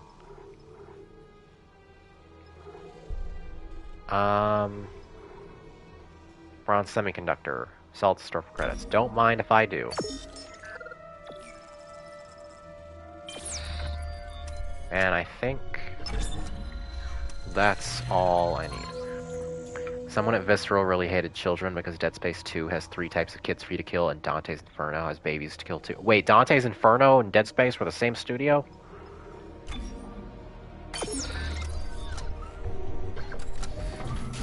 Are you pulling my leg?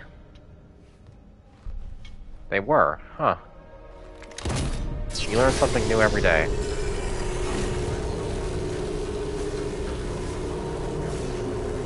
Personally, I think Dead Space is a lesser game for not having a boss fight with a giant, sexy necromorph woman straddling a giant penis tower.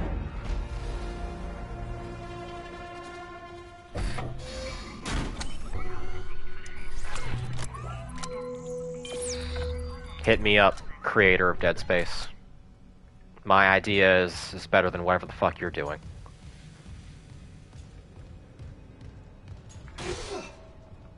Yes, Tara, are you surprised that is the sentence you return to?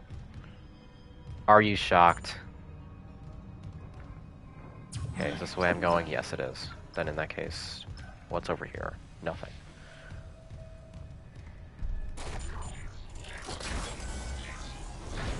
So splicing, you know what? We can bring splicing back because it's actually going to be probably pretty relevant to this series.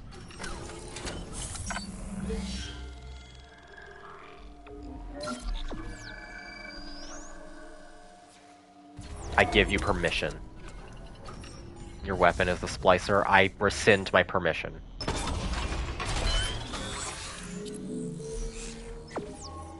Alright. Now that I have one more node and an upgraded suit, is there anything I particularly want? Personally, I think size should make Isaac very slightly larger when upgraded. One splice emote. That's actually a pretty good idea.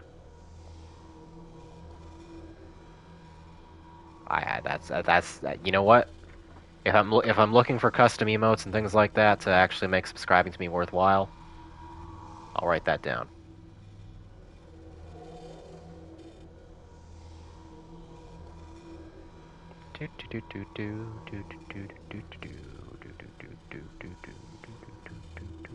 Okay.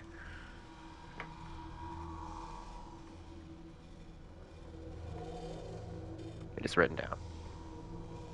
Had to pull up the proper notes.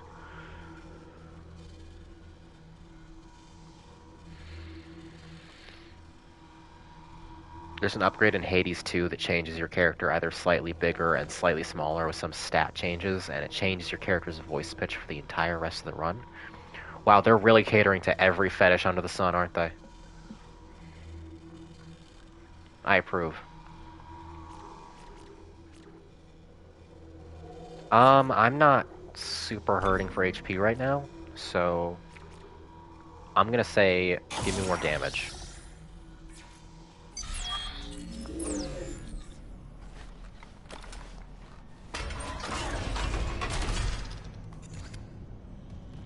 And I'm gonna save again. Compulsively. Compulsively.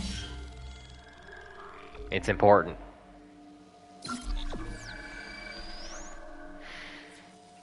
How long have I been going for? Hour and a half? Okay. That's not too bad for just getting toward the end of Chapter 1.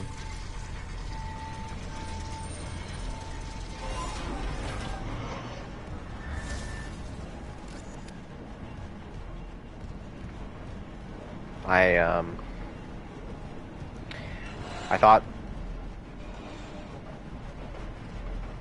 Chapter 1 was going to be ending in a minute. I thought it ended with the Kellyan crashing, so, goes to show what I know.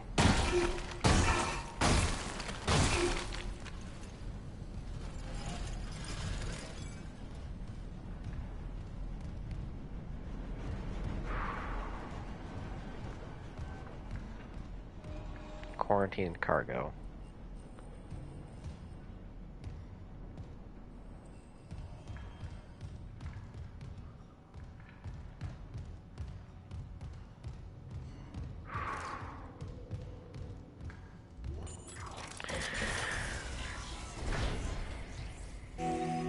Oh, thank God, my kinesis.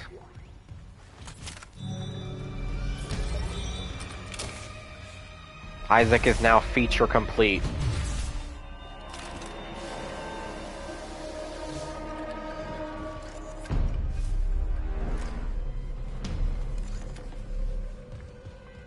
As I recall, that was circle? Yes.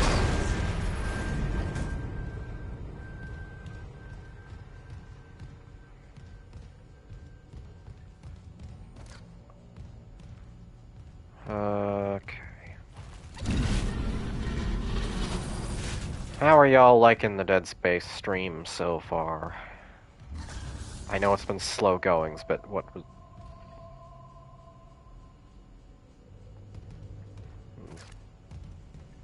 Suspicious. Having a good time? Enjoying my suffering? Good time? Good to hear. Good to hear.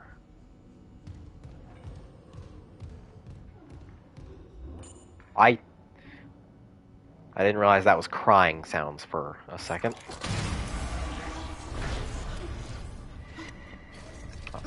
My apologies for... Oh. They all came back.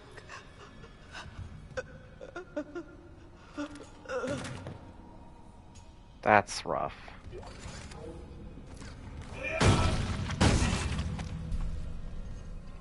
Can I pick up the weapon?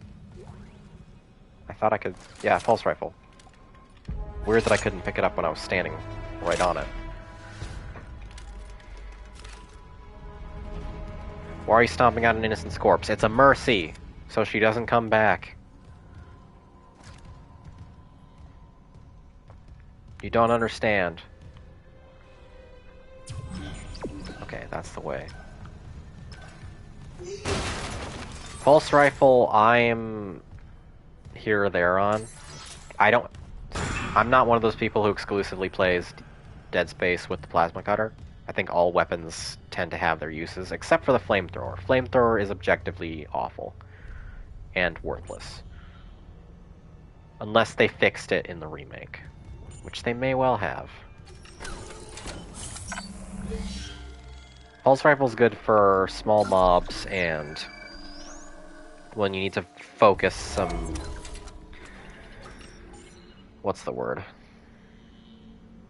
We need to do some DPS that plasma cutter doesn't really provide.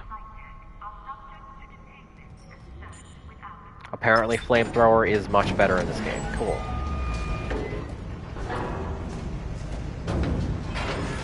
I am happy to hear that, because this Dead Space 1 came out in the generation where flamethrowers just randomly started sucking absolute shit. And I'm not sure why.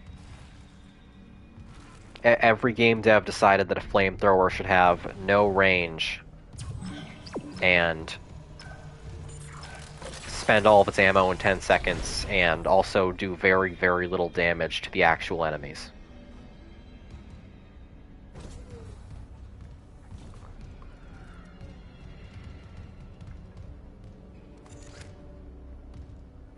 Line gun is pretty good. I feel like Crow Country had kind of ass flamethrower too. It did its job. I don't know if I ever actually used the flamethrower for its purpose as a weapon. I pretty much saw it exclusively as a key to get that resin thing early. Isaac, have you heard from God! We were attacked. She ran the other way.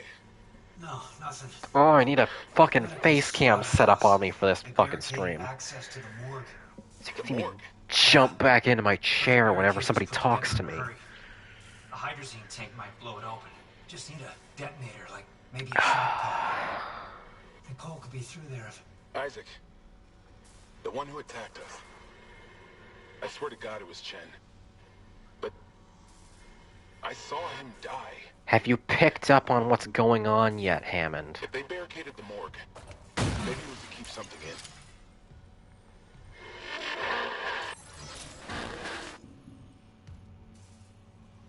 I really like that. That they take away objectives previously given to you when they are nullified. And they're like, okay, you need to go do something first before that becomes a thing. It makes it feel a lot more diegetic. Okay, that's my save station.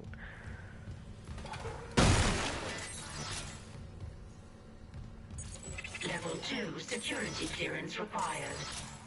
Game does fun stuff with that. I'm excited. I am genuinely excited to see.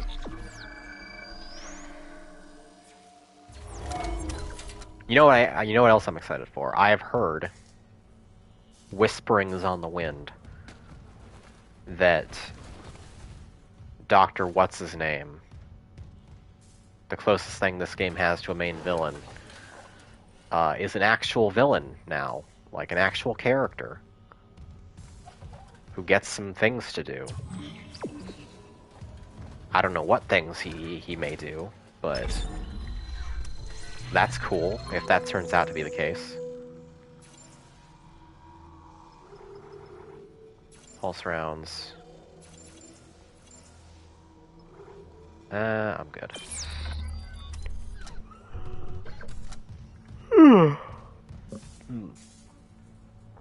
Mercer is different. You might like it if you didn't care for him in the OG.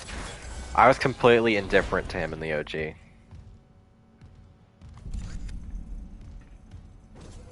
He's better than fucking Danik. But he's not as good as Tideman. In terms of... What? The f... Huh? What is that noise? Huh? Huh? Huh? Huh? Huh? Huh? What? Huh? Oh, okay, I know what the noise is. You. Maybe the most iconic death scare in the entire game. You are the last thing I remember, clearly.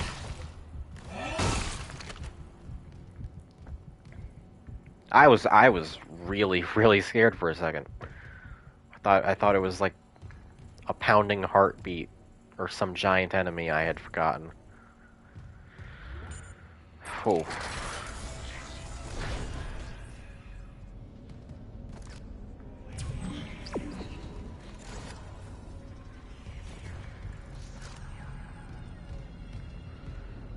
I want to say this room is safe. I remember this room being safe.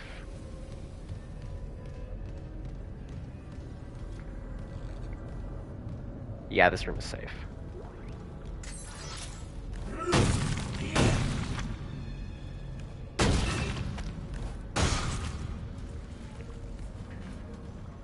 I never did wrap back around to explaining why I don't like photo modes, did I? Dead Space himself's armor looks so cool. Yes. John Dead Cells. I almost called him John Marston.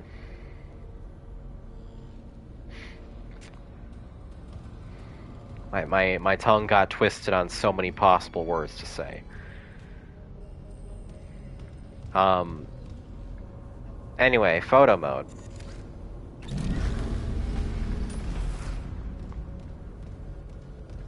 So I play up my beef with it a little bit for comedic effect, because it drives people crazy when I do.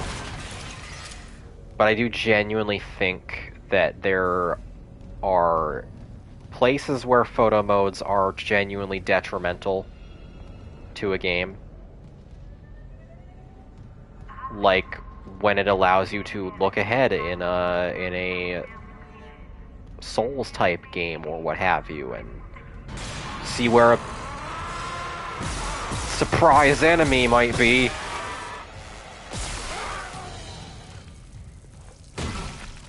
But that's more of a broad scale thing than the actual reason why I have a grudge against them. The reason why I have a grudge against them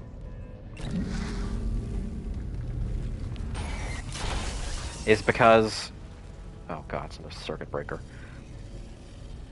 I feel like photo modes are very often jammed into games that they don't particularly belong in, purely so that fans can do guerrilla marketing to say, look how good these graphics are, and look what kind of funny meme faces we can make the characters do. And that makes me feel bad inside, for reasons I can't quite quantify. We're gonna do first. Elevator? Okay, we're gonna do it first.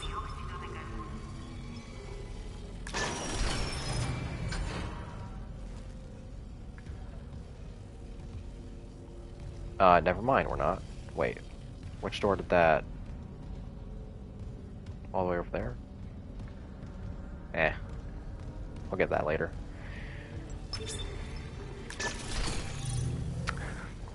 Because particularly for like the big shiny Sony games, it's a whole thing now. Oh, hey. Hey, hey, hey, hey, hey. Hey.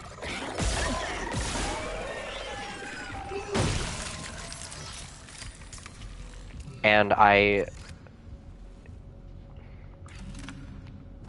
it feels like a matter of pressure, or an instruction or incentive from on high for the sake of pursuit of shinier graphics and etc., etc. You know what I'm saying. I have a similar beef with petting dogs in video games. It's fun when it's included,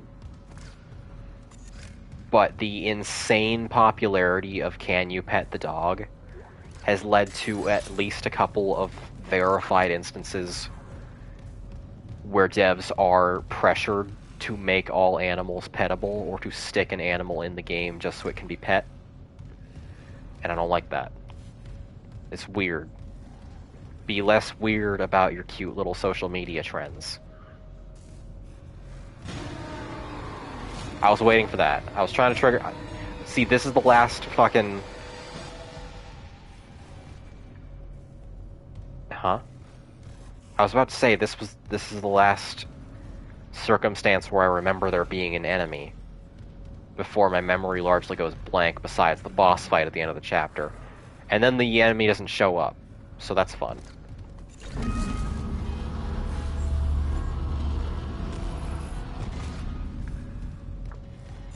Maybe when... There he goes. There he goes.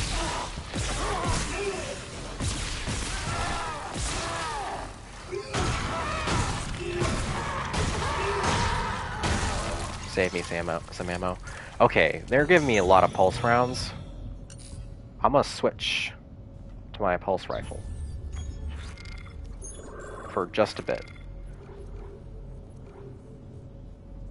Where is... There it is. I was looking for... Actually... Not the gun itself, but... There! Okay, yes, the weapon wheel. I thought it was like a button prompt that I could already see, but no, you have to select it. I'll put pulse rifle to the left.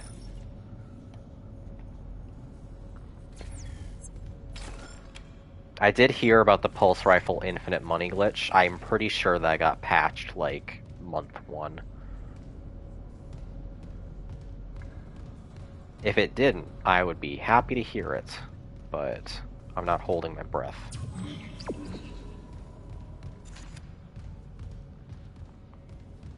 Anything... This... Yes.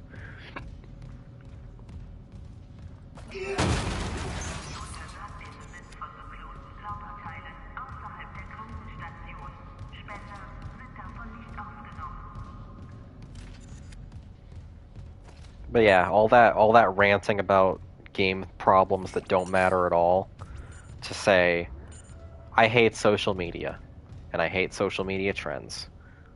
And that's why I'm a moderator for a vast gaming subreddit.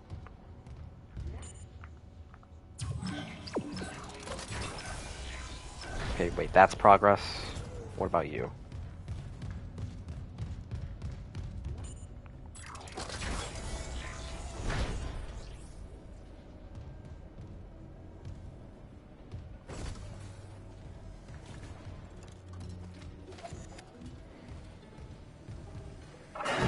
I knew it.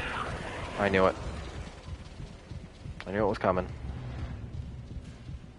Still got me, but I knew it was coming. Am I gonna get jumped while I read this?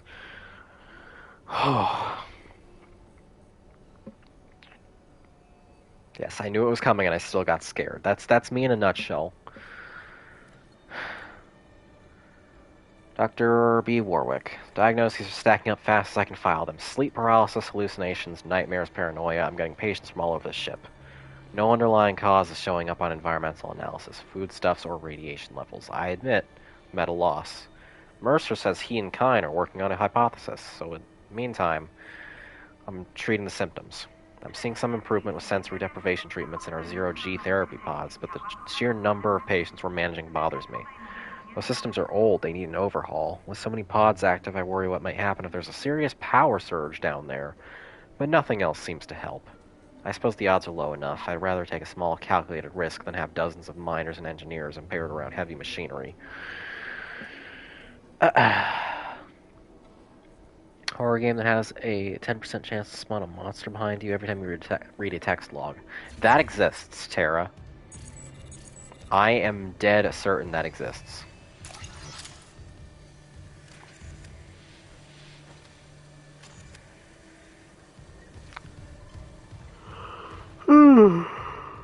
Ugh.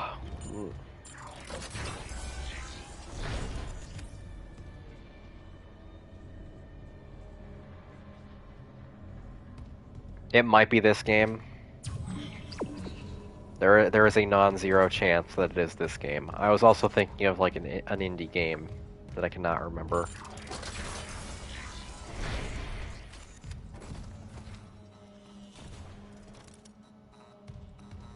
It does have enemies that attack you using the workbench, yes. I do not remember what chapter that happens in the original game.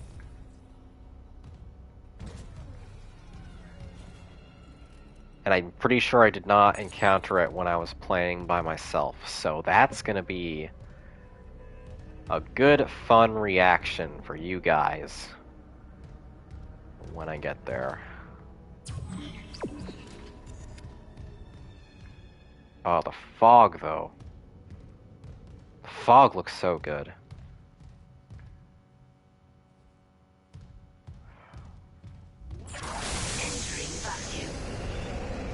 Alright, here's this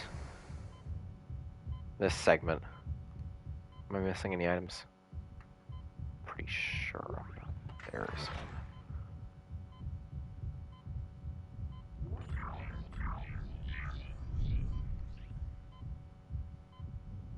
You'll note, there is no sound in the vacuum of space. That will be an issue for later. This or the ME2 spacewalk, who did it better? This. Easy.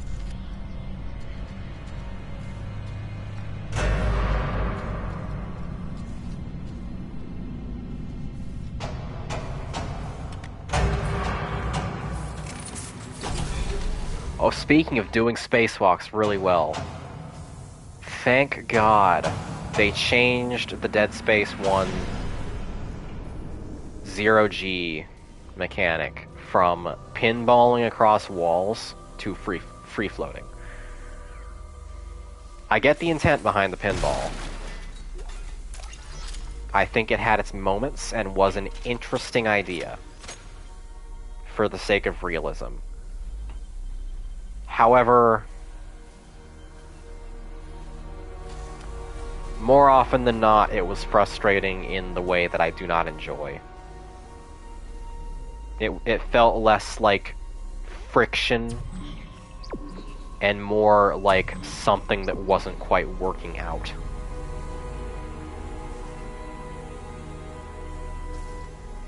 So yeah, I have no qualms about them replacing it with the free flight that would later become popular. Especially since it feels so good in this game in particular. Can I have the prompt for it? Okay, fine. Fine. Still holding this position. What's happening there? Did you find Nicole? No sign of her yet. But I found some hydrazine that should work on the barricade. I just need to find a shock pad. Okay. Work fast, Isaac.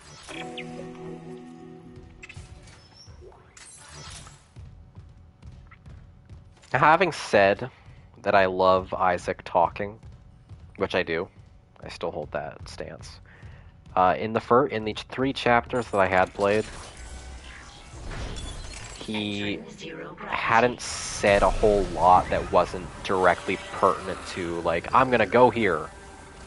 I'm gonna do this thing. Why don't we do this? And things of that nature. I hope he gets more. You know?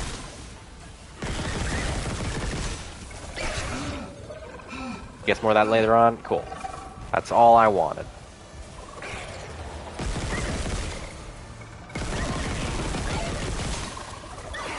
Fucking...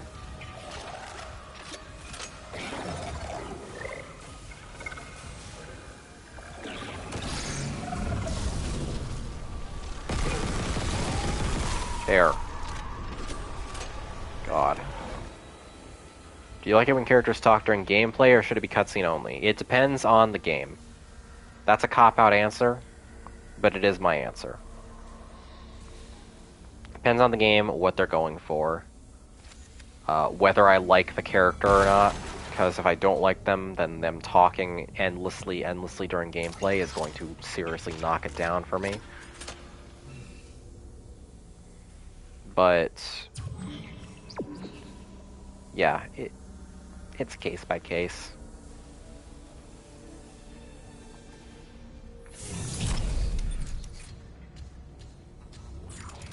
Typically, like, during a horror game like this, it's good that the main character doesn't talk during all gameplay. What the hell? It shut the whole ship. For the sake of, check it out. you know, immersing you in the isolation and all. But there are other situations where a talkative protagonist is appreciated. I am trying desperately to think of one for a specific example. Give me a minute. As soon as I am no longer in imminent danger.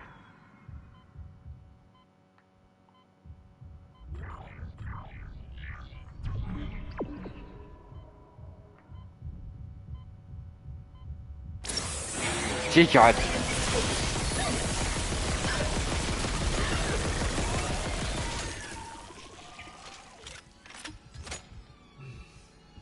It's just a meatball now. Example of what? A situation where a protagonist being super talkative in a game is a boon. Because I know there's a couple. But I'm struggling to think. What is my plasma cutter situation like right now? Good. It is good.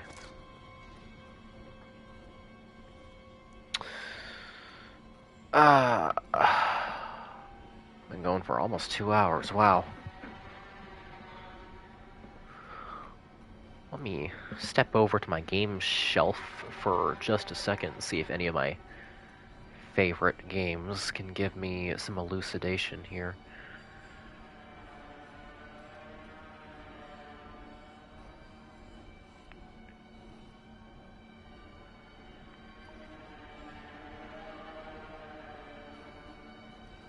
Eh.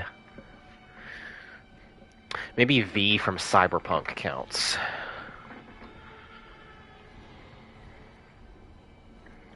She talks a lot during gameplay. And I really, really like Jeremy Lay's voice acting. To the extent that I think not playing with female V is an objectively worse experience, and I am completely unbiased in that measure. God. Took one step out of the captain's net and Chen, that thing, he almost got me. Y'all still struggling with one I necromorph? trapped him in a damaged escape pod. He's snarling like, this is fucked up. Hurry, Isaac. Oh, right. That's why. Oh, Hammond. If only you knew. Fuck was that?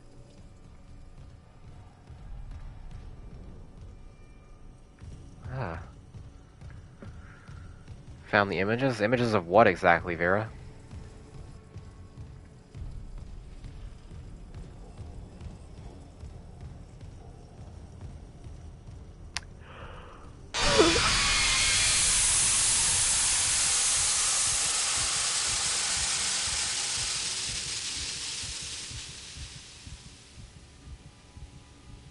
Is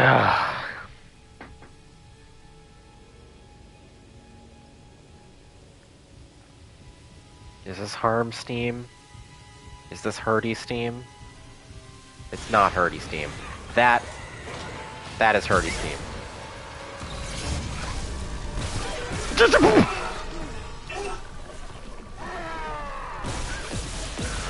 Right, but I'm not prepared for it.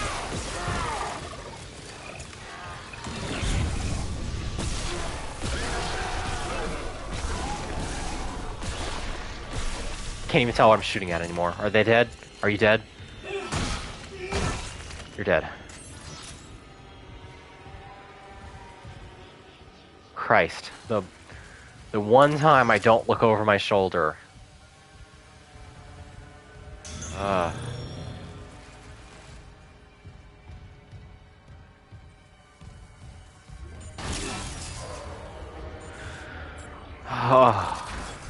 Okay.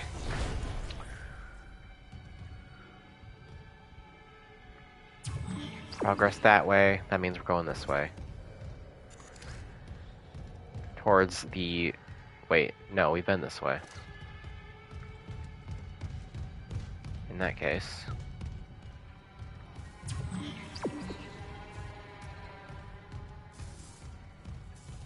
Please tell me we're going back to my hub area. Yes.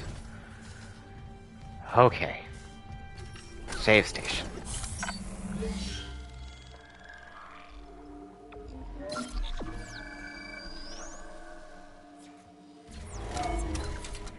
How much longer am I going to stream?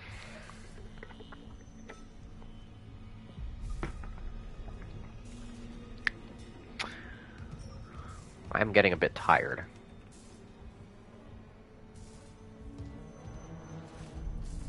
I'll keep going for a little bit though. This is not a full game run in one night, no. I'm sorry to disappoint.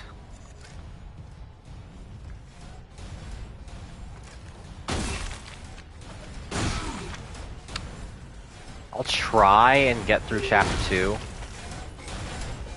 But I don't think I have it in me to reach all the way to the boss fight in one night.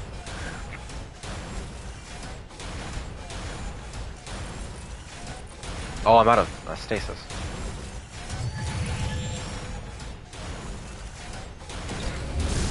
There we go.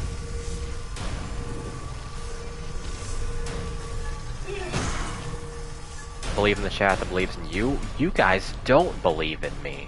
The fuck are you talking about?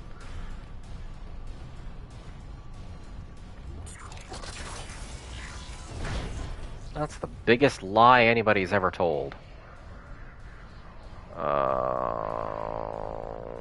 This room. I fibbed by accident. I lied without meaning to. This is the last room that I have immediate strong memories of when it comes to enemy encounters. Hazardous anomaly detected. Yes, believe in Joe Hendry. Don't believe in me. Because this is about to be a disaster.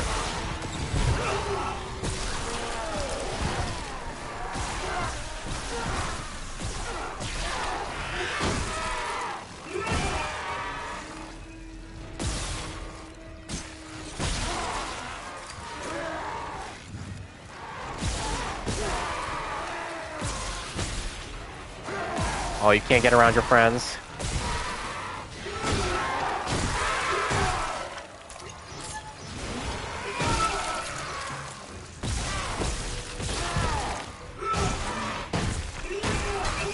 I was looking around, didn't realize that would affect the angle of my... Okay. Angle of my stomp. I'm low on health and I don't have any more pickups. That was an ashtray or some shit. Come on. Throw the rest at me. I remember you.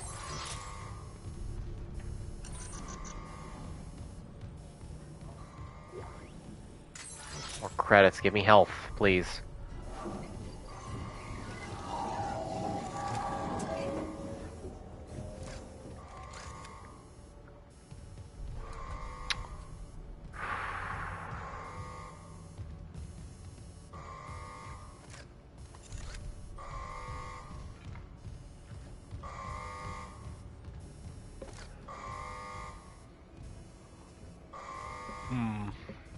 Okay. Well, I guess I'm descending with no health. That's fine.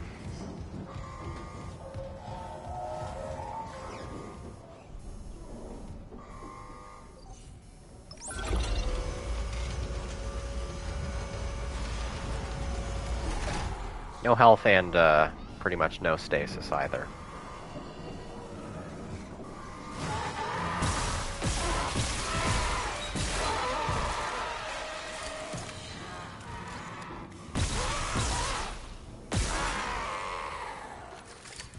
We good? Are we good? I hate this room so much.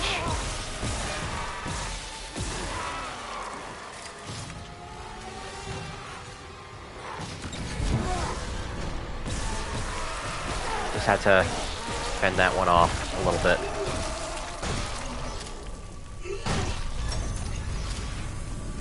Okay. Now we're good. Yeah, here's the thing about Dead Space 1 that I don't particularly like for the sake of my own health and sanity. There's gonna be a couple of instances where they lock me in a room for a security lockdown and flood the room with enemies. Those are my least favorite parts of the game. And they also fuck with me a lot. Fortunately, I remembered this room being one of those rooms, so it didn't scare me too much. But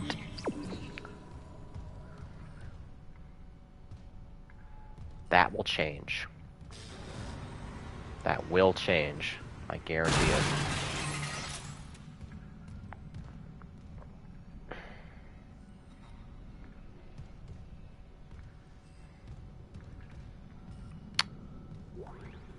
Surgical log. Dr. Charles Mercer. Oh, it's Mercer. Hey. To my secure terminal. I convinced Jurgens to show me the video feed from the colony. It's remarkable to finally see what I've sought all my life.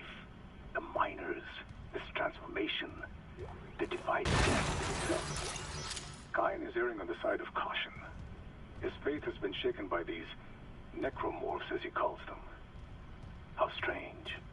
When my own faith has been so richly rewarded.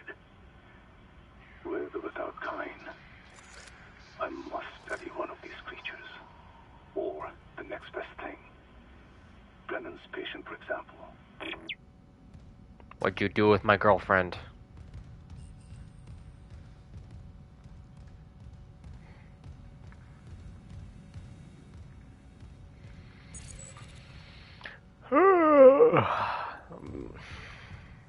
Oh man.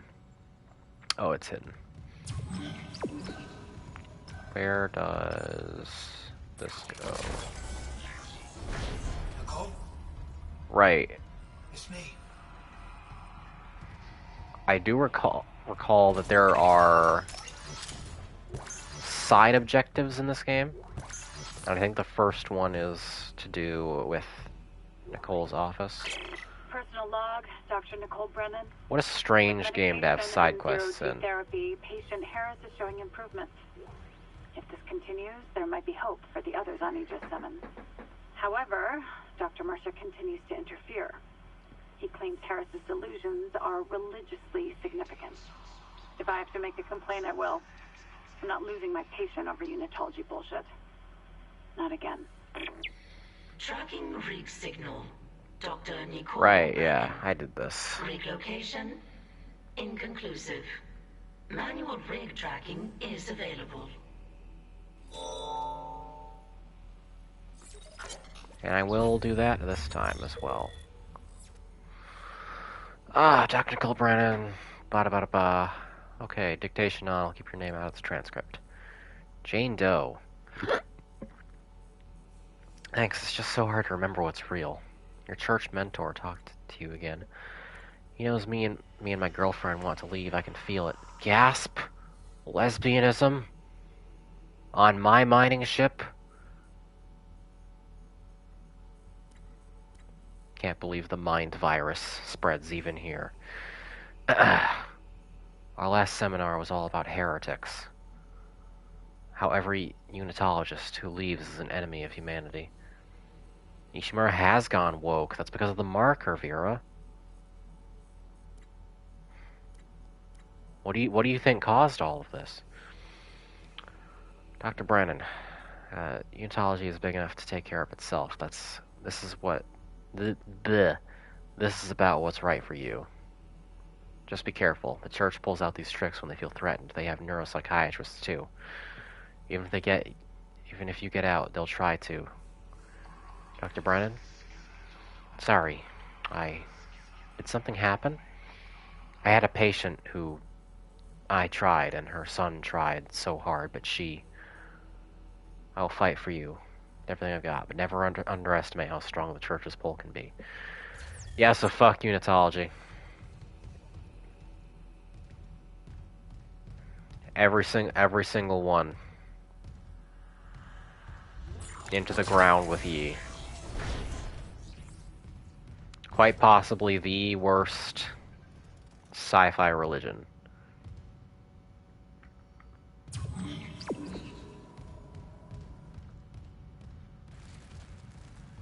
I don't know if that's a controversial opinion or not. I think they are worse than the Covenant, Lieutenant. Genuinely. At the very least, they piss me off harder.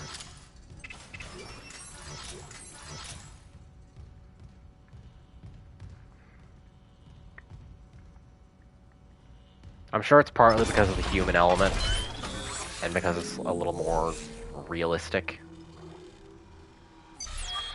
But I think it's also, like, there's more dissent in the Covenant ranks.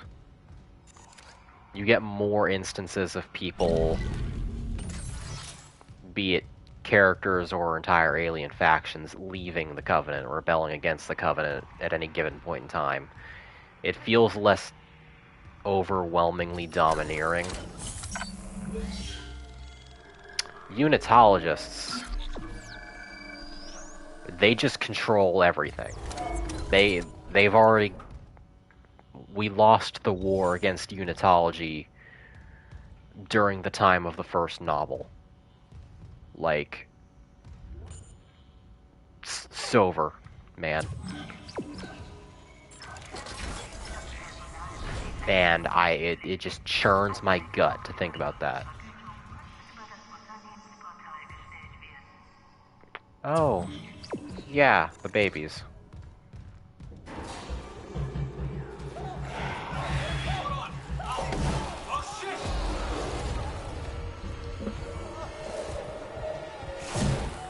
Damn. Damn. That baby used you for combo material.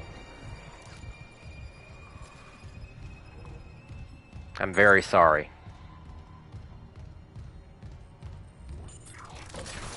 But it was kind of cool, at least. Okay, where are you? You there.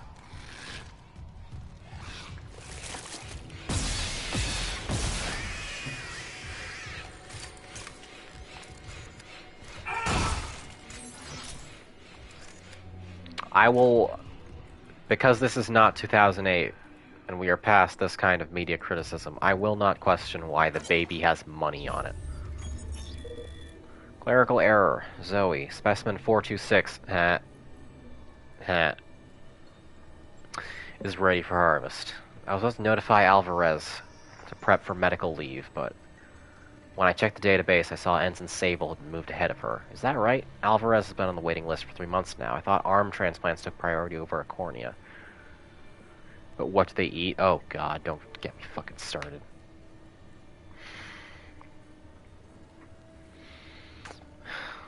You know what I love when people ask what do they eat in a situation where what they eat is stated. And they just pretend that it is not. That really lights my world on fire. Fuck you, Mr. B-Tongue. They eat mole rats and they trade at Megaton. They say that. You can literally talk to the first dude who walks up to you in Megaton. They don't go to the Super Duper Mart.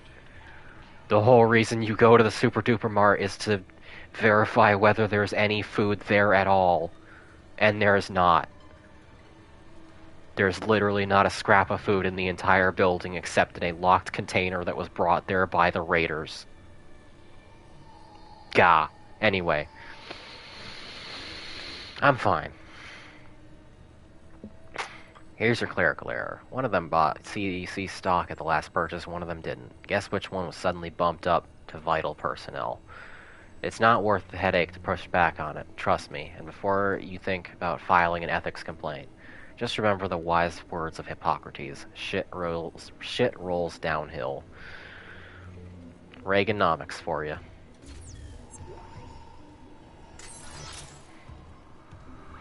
If there's no food in the Super Duper Mart, Megaton's gonna starve soon. There's literally the every single shelf has nothing but rusty tin cans on it. It's actually a really shitty place for loot.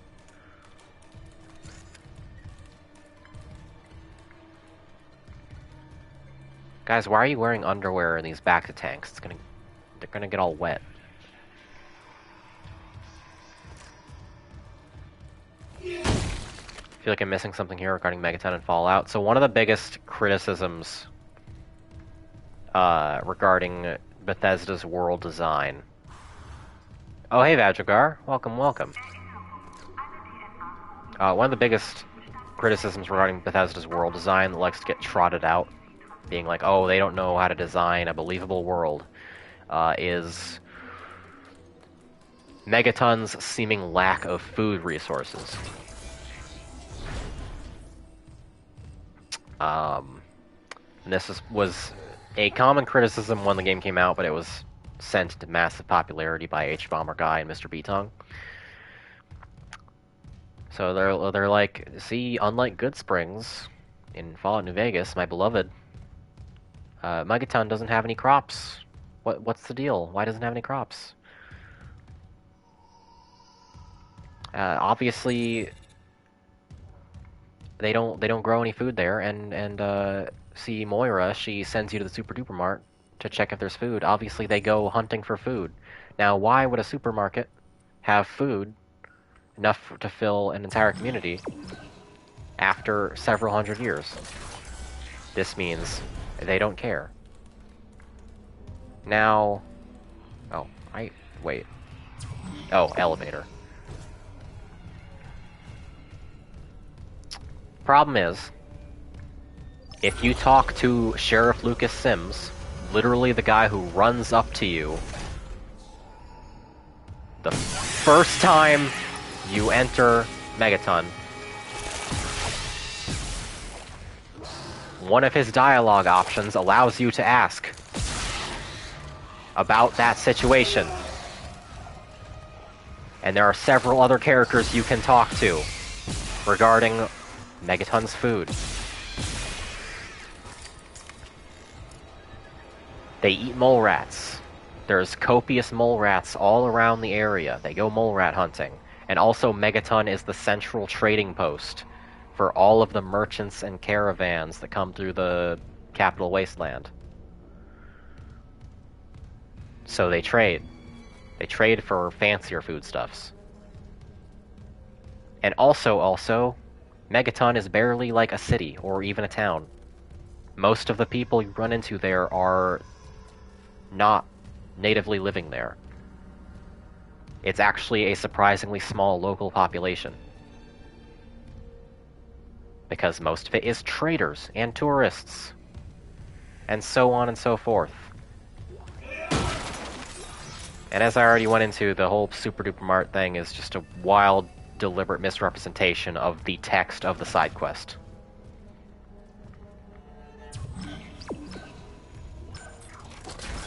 There are things that you can nitpick about Fallout 3 long before Megaton doesn't make sense because there is no food. And people worshipping a bomb, they don't live long. Oh, the bomb. Don't get me started on the bomb. Don't you get me started.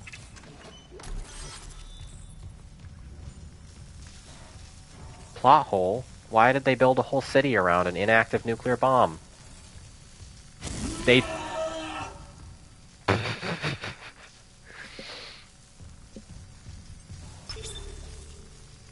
They tell you. They tell you why they built the city around the inactive nuclear bomb.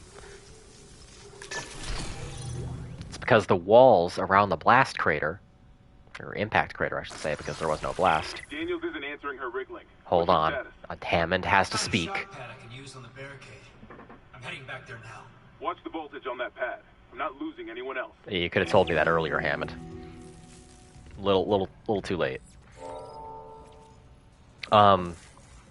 Yeah, the walls around the impact crater form a natural defensive barrier from all the raiders in the area.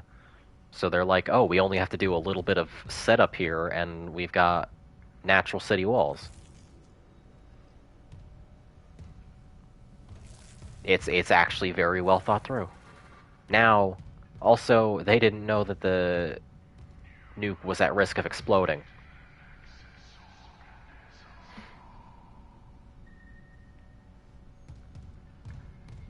Why they didn't, check to see that, I don't know. Maybe because they didn't have anybody on hand who could do it. Actually, yes, that's totally why, because that's the whole reason they ask you to do it. Why do you live in a country where a volcano exists and can blow up and alter the world at any time? Are you talking about, Yellowstone? Because that's a myth. That's just a straight-up myth. Derived from a misunderstanding of numbers. If Yellowstone were ever to just go up all at once, it'd be pretty bad for a bunch of the surrounding area, but it would not end the country, let alone the world.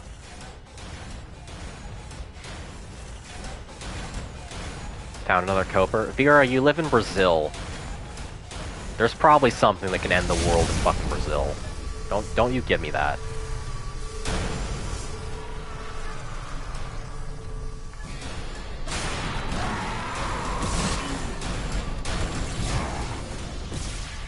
Why do you live in a country where Christ the Redeemer can stand up at any given time and cast judgment on the world? Huh? Can you explain? You set him up on that giant mountain so he can overlook all of civilization. That means he can see everything. He knows.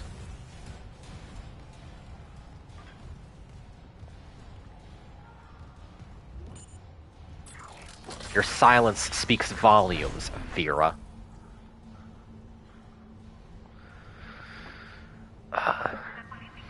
Fallout game, we're making Christ the Redeemer into a giant robot is the plot.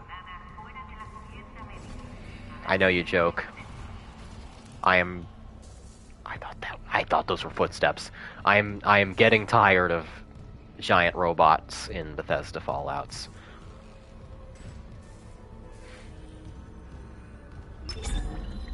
Liberty Prime was funny for about 5 minutes.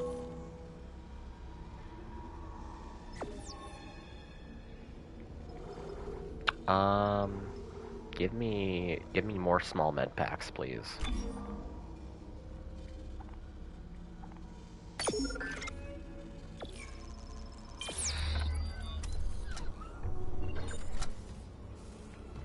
But democracy, though, it doesn't even, like...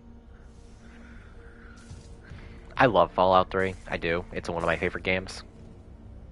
Just as much as I love Fallout New Vegas. I think they are both amazing, and they both have unique strengths and weaknesses that complement each other. Main story writing in Fallout 3 is irredeemable. Everything to do with it. Every single thing. Except for Tranquility Lane. Which is weird. Because Emil Pagliarulo also wrote most of the side quests, and I think those are pretty good.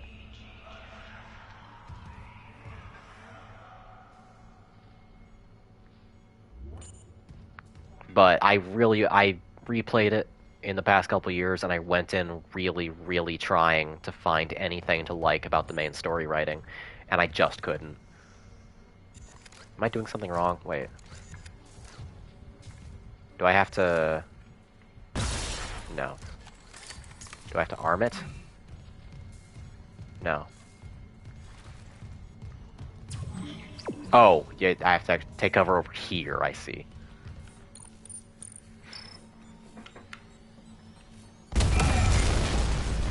Wait, the Bible verse in Fallout 3 is Revelation 21:6. Oh. 21:06. That's pretty funny. Arguably my best stream title.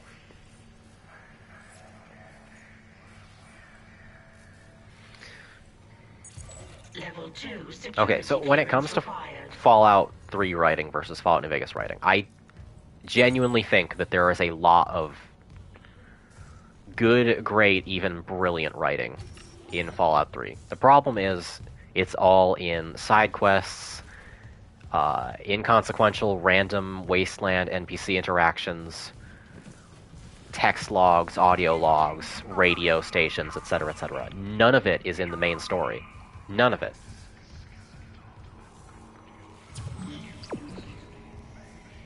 And... Oh, I was looking for the save station.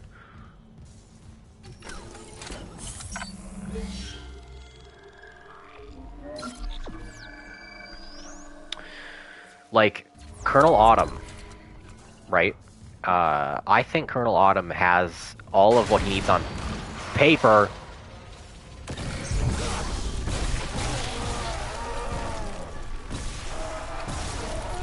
To be like a really thematically interesting villain.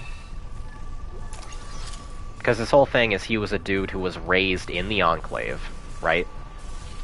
And he totally buys into their idea of... Remember, when you reach the morgue, find Captain Mathias' body. Get his rig codes, and the computer's all ours. Of making America great again, for lack of better, you know? Like, he is on paper, going by his backstory, somebody who genuinely believes in making a future for America. And meanwhile, President Eden, the big computer, is like, we need to return America to its glorious past by purifying all of the mutants and shit. And that's why Autumn rebels against Eden in the last 20 minutes of the game. Now, here's the issue. You don't talk to Colonel Autumn. Ever.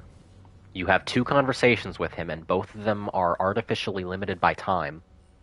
You can never interrogate him about any of this. You cannot... When you run into him at the end, you cannot ask him why he chose to rebel against Eden.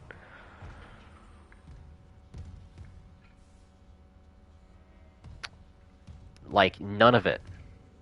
You don't get any of it. Dipped out, came back to dunking on Fallout 3. I'm so psyched. No, I'm not dunking on Fallout 3 Silver. I love Fallout 3. I'm dunking on specifically the main story writing. He also survives the same event that immediately kills your father, and you watch him die. Now, to be fair, that's an overlooked part of the cutscene. If you actually go back and watch that, he visibly takes out a bunch of vial of Rad-X and shoves it in his arm. When he collapses.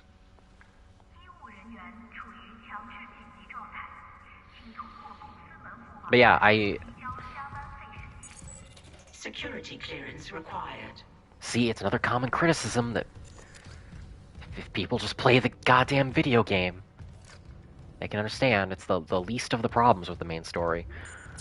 But, yeah, I went through this whole thing a couple years ago where I was trying to... Hello? You? Oh, you're a hologram.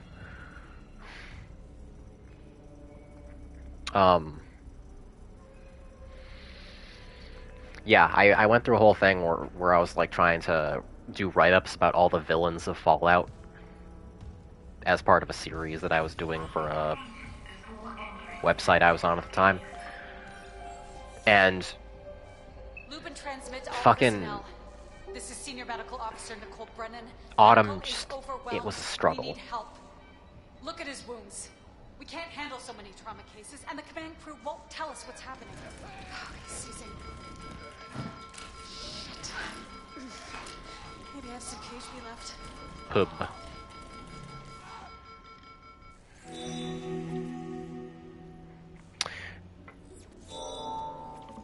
Why didn't your main character use Rad-X when sacrificing themselves? Because...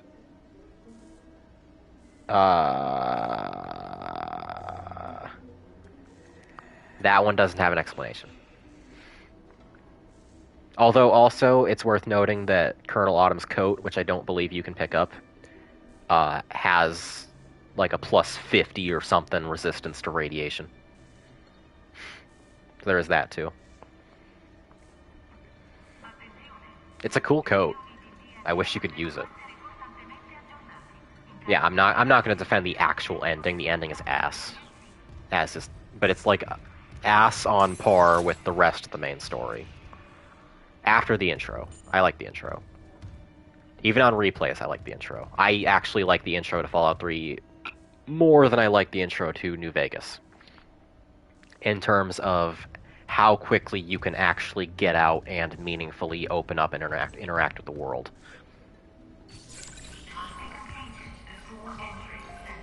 Everyone says that that New Vegas opens up as soon as you leave Good Springs, fucking the first shack in Good Springs.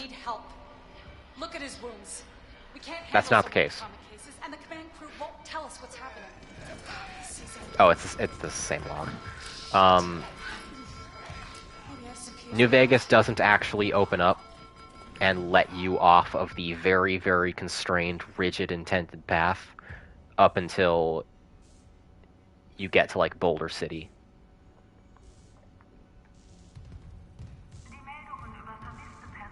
Because if you try to explore anywhere in that world other than the horseshoe path that the game wants you to go on, time after time after time, you will get bodied by Cazadors or Deathclaws or what have you. They overuse the idea of the beef gate.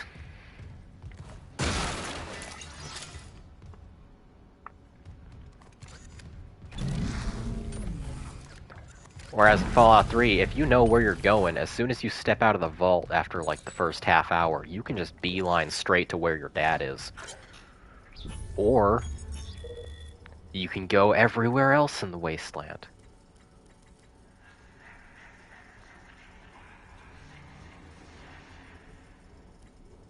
Like, the main quest barely even covers a quarter of the map in terms of objectives. They just leave you to explore and find all the other cool shit by yourself. That's another thing that I really, really like. Harris is asleep after the dose of sedative. He seems literally unable to sleep without chemical aid. Most people succumb to exhaustion after more than 50 years of waking. 50 hours of waking! Jesus Christ, I am tired. 50 years of waking. No wonder. 50 hours of waking. Regardless of circumstances, not Harris. His bizarre explanation of the events on the colony points to the same paranoia we've been seeing elsewhere planetside. His guilt is not in doubt. 2 security officers were present when he took Dr. Ciarello hostage and murdered Nurse Evans. And Harris doesn't deny his actions, but he shows no remorse. In fact, he insists there was no crime. Specifically, that Evans wasn't a nurse when he killed her. It's okay to kill her because she hasn't graduated nursing school yet. It's a classic sociopathic behavior, but Harris exhibits no other symptoms. He is affable and friendly, able to empathize and offer original opinions. When questions about Evans's murder, however, he becomes withdrawn and uncommunicative. He claims the explanation is stuck in his mind and that talking about it mixes up its message. He also undergoes intermittent hallucinatory periods, again similar to those experienced by other colonists. During his long waking periods, Harris exhibits writing behavior on... let me try that again. Hold on. My throat is very dry.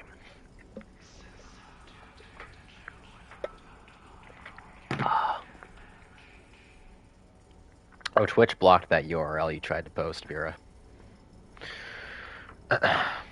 During his long waking periods, Harris exhibits writing behavior on any available surface, claiming the dreams need to speak, and that he's attempting to make it whole again. What that means, I haven't determined yet. Given the complexities of this case, I plan to reach out to my colleagues for more insight. What could it mean, indeed? I sure hope it doesn't mean assembling a moon and killing the franchise.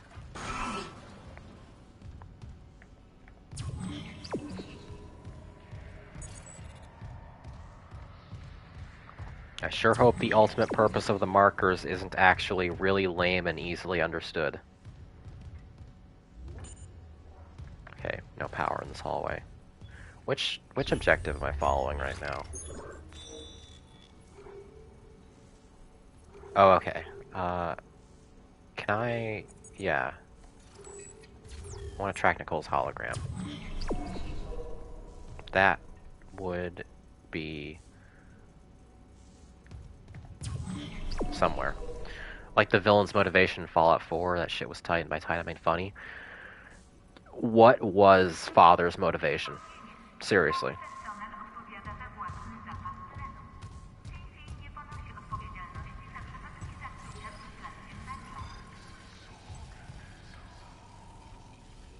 What was the Institute's motivation? Because the actions that they take do not line up with the motives they espouse, and you're never given the option anywhere in the game to actually call them out on that.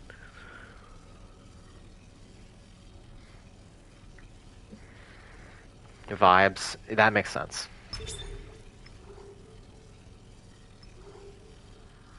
Shower? Huh?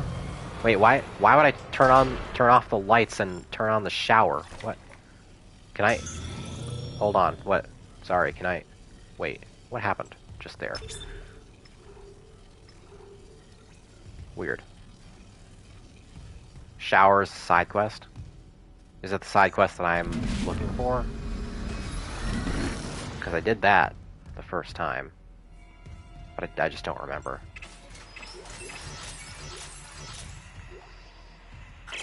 Medical log, Dr. Nicole Brennan. Yeah, I think it's related. Being paranoid. I repurposed this room to run counseling sessions without unitologists interfering. Now it's the only place I feel safe. I recovered a limb after yesterday's attack. Genetically, it's human tissue with bizarre mutations. But it's just a sample. It's not enough to figure out a cure. I need... wait, where's that report from engineering? Here. The engineers pulled something out of machinery. Limbs missing, torso intact. Okay. Time for a real autopsy. Do you guys know you gotta cut off their limbs? Do you know?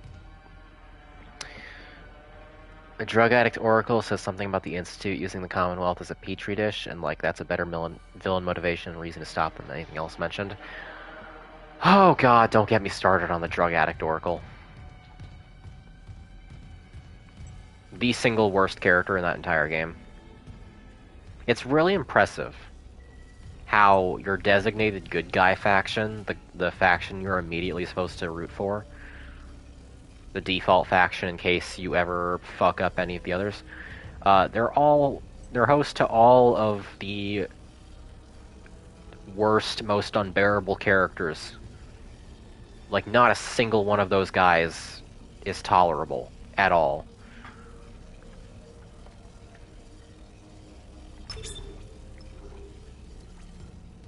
While I'm still on Fallout 4, and complaining about writing. That's why Strong is the GOAT. No, fuck Strong. Fuck Strong. Fuck all the super mutants in that game. I don't know why Bethesda responded to the incorrect criticism that the Fallout 3 super mutants were just orcs by literally just making the ones in Fallout 4 orcs. literally indistinguishable. It's the worst redesign of all the bad redesigns. And Strong is just an orc companion, and I hate him.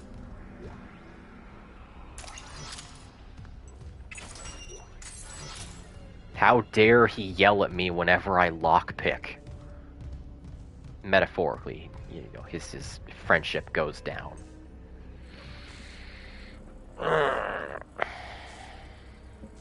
That wasn't even what I was gonna rant about.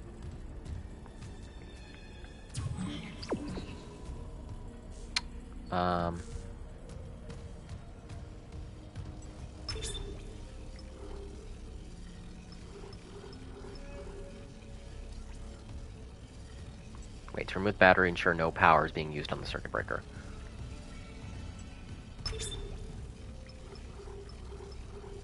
Oh, right, I can turn those off, okay.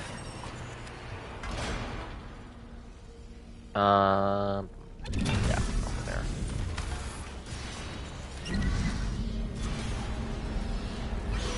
Yeah, come at me. Oh, you're just babies.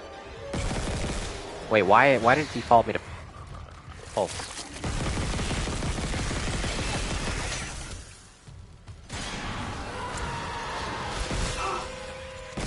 Oh, come on.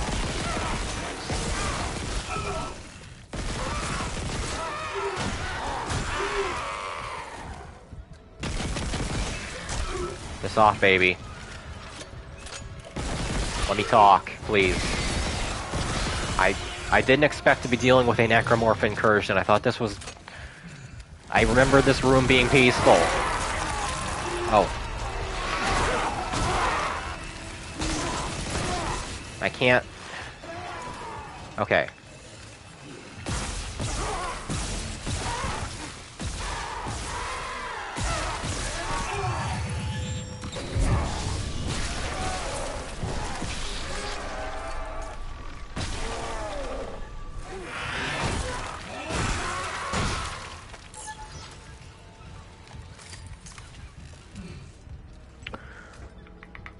Is Dead Space the only video game series where giving a previously mute protagonist a voice was almost a universal upgrade? We actually talked about this earlier on the stream. And a couple examples came up, but I will once again espouse that I think Samus should talk more, and that I don't hold Other M as being the inevitable end result if she does talk. That's my hot take.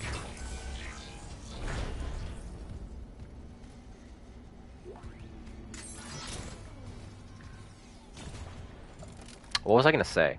Oh yeah, before I got attacked by all those necromorphs. God, I hope I reach a save point soon. Yes, Samus did talk a bit in Metroid Dread, and it was the fucking hypest moment in the game.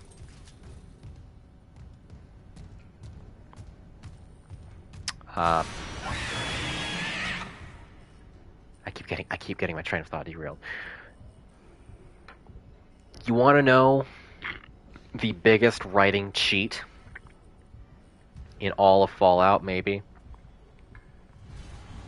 One of the most outrageous attempts to get one over on the player that I have ever seen Bethesda do. And something that really doesn't come up nearly often enough when people are trying to say, oh, bad Bethesda, bad. So, early in Fallout 4, you know, you're chasing Kellogg. And you kill him after not being able to talk to him. Which is a can of worms in itself, but fine. They wanted to do a Benny moment. And you take his brain chip, and you go into his memories. For a really inexplicable series of scenes. So during those memories, during the flashback to where Kellogg kills your wife, or husband, as it were, and kidnaps your son, he is like, oh, the old man told me to do this. I wonder if the old man outsmarted me in the end. because he was tricking me the whole time by telling me to do this. And then later in the flashbacks, he once again says, the old man, when he is talking in the flashback where he's hanging out with the robot, Sean, that, he was briefly stewarding.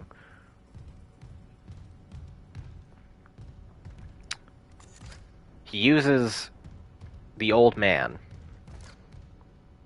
Oh, and also refers to the old man again when he's talking about, like, you coming to kill him. Which is, like, obviously present day.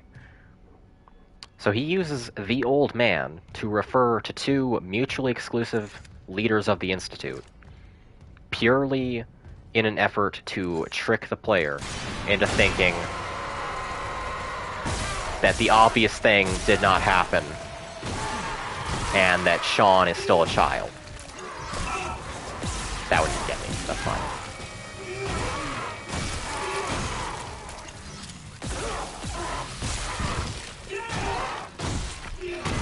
Once you notice it, it's really galling. Because it's a kind of writing trick that I like to use and that I like seeing other people use. And seeing it used that badly and that gallingly, He'll be discreet. I just got the latest report from Aegis. It pisses me off. The situation's worse than Captain Matthias will admit. 40% of the colony's population is now showing symptoms. Depression, hallucinations, more violence. People are dying down there. I know it's linked to the marker somehow, but I just don't have enough data. Mercer, maybe I was wrong. We need answers by any means possible. That patient, Brent Harris, might be our last hope. Oh, man. What was I going to say? Oh, there's a bunch of chat that I wanted to catch up on and address. First of all, Tara asked, did the Fallout show have super mutants? Not in this season. I suspect they're going to be in Season 2. Along with Deathclaws. Dalek says, I'm down for Samus to talk more after seeing her body language and dread, just sheer power, some sass, and a good heart beneath it all. Yeah, I think Samus is my favorite Nintendo character, and I think she is a really rich character when you actually look at her backstory and all of the things that she does non-verbally. And I don't really care for the idea that she is, like, people hate her other M characterization, justifiably so, so much that there's now a whole thing of, like, oh, she's just Doom Guy. Like, she's a silent Terminator killer who doesn't care about anything but hunting space pirates and shit. And, like, she's a person. She's got internality. You can see it in a bunch of her ending cutscenes and observations and stuff. I don't know. There's also, Metroid fans are weird. They've got this whole thing now about, like, Samus should never be sexualized ever. And also, Samus was never sexualized ever. The Zero suit is not meant to be sexual, but also she should keep her armor on at all times. It's a weird, like, thought loop that I see pop up all the time in the Metroid subreddit. And that leads to people being really shitty towards cosplayers and things like that. Or any fan art where she so much as has her face exposed. It's a whole weird thing. She also does talk in the manga, yes. The manga, which I would recommend. It's pretty good.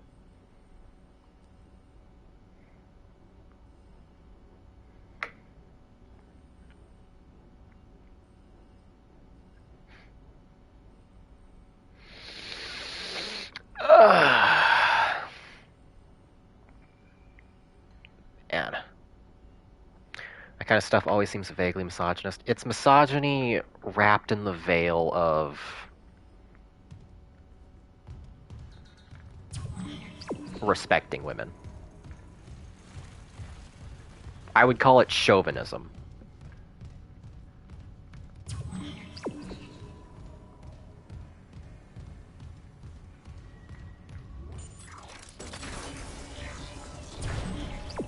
Oh, hey. Wait, what?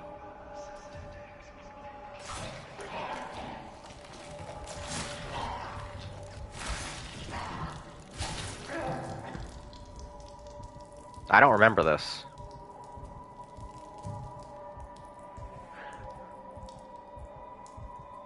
Wait, now I do.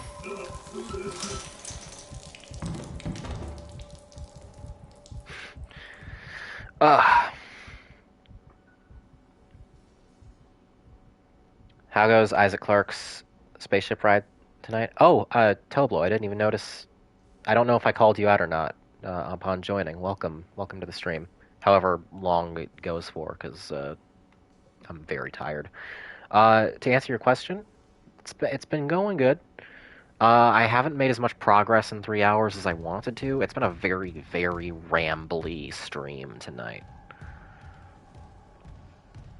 You can probably tell, I've been engaging in a lot of extended chats about various things, because I just feel in a conversational mood. Oh, thank God, a save station.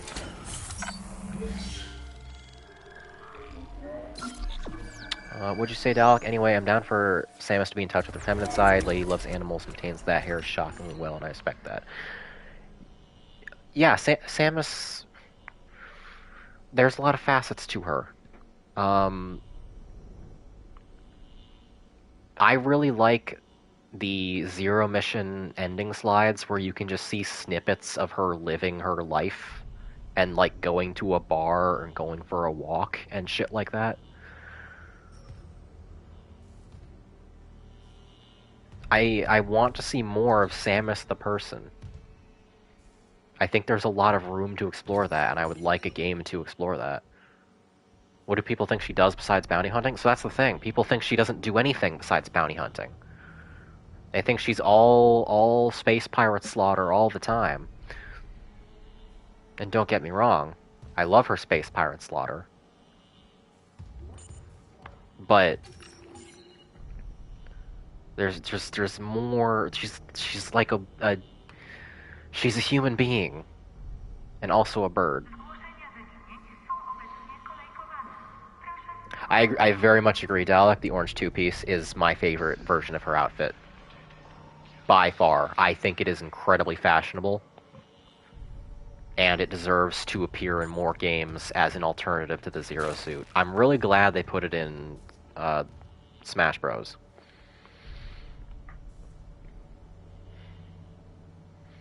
I'm gonna stop here, by the way, in terms of game progress, because I am dead tired, but I'm gonna stick around and yap for just a little bit longer. I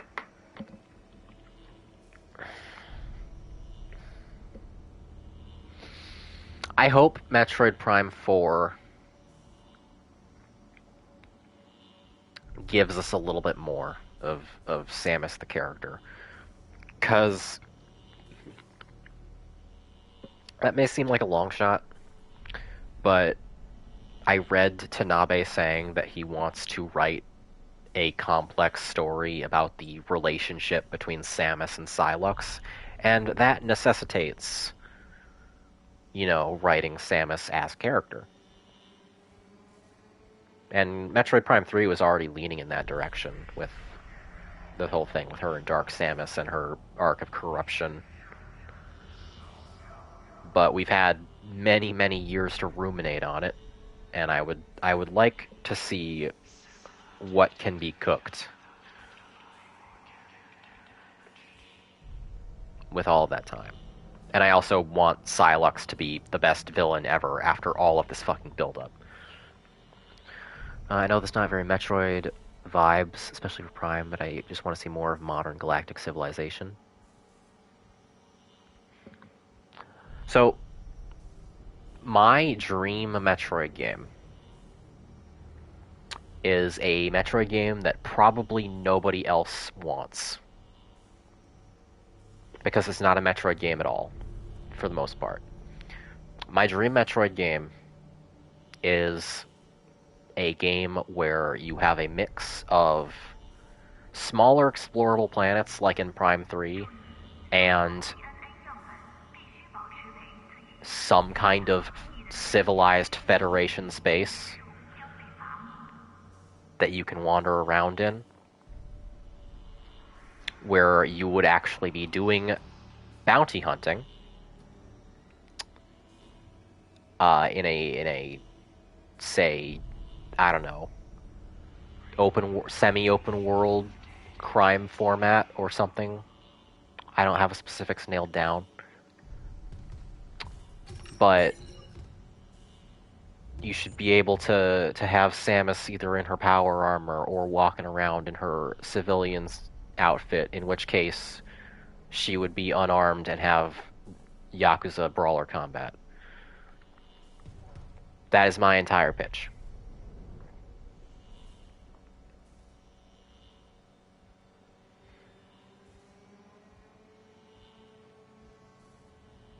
That's rad. I'm glad somebody agrees. Like Metroid Peace Walker, kinda? I don't remember enough about Peace Walker, honestly, to draw those lines.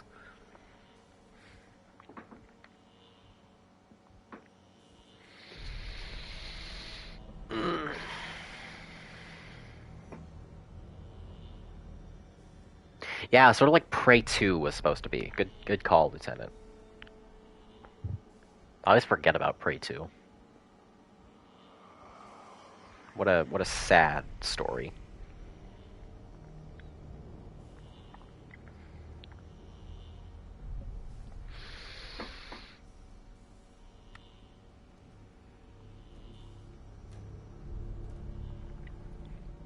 I love the Prey we got, but Prey 2 fucking stings. I'm of several minds, because one, obviously it's easy to build up the unreleased game as the best version of itself that it could have possibly been.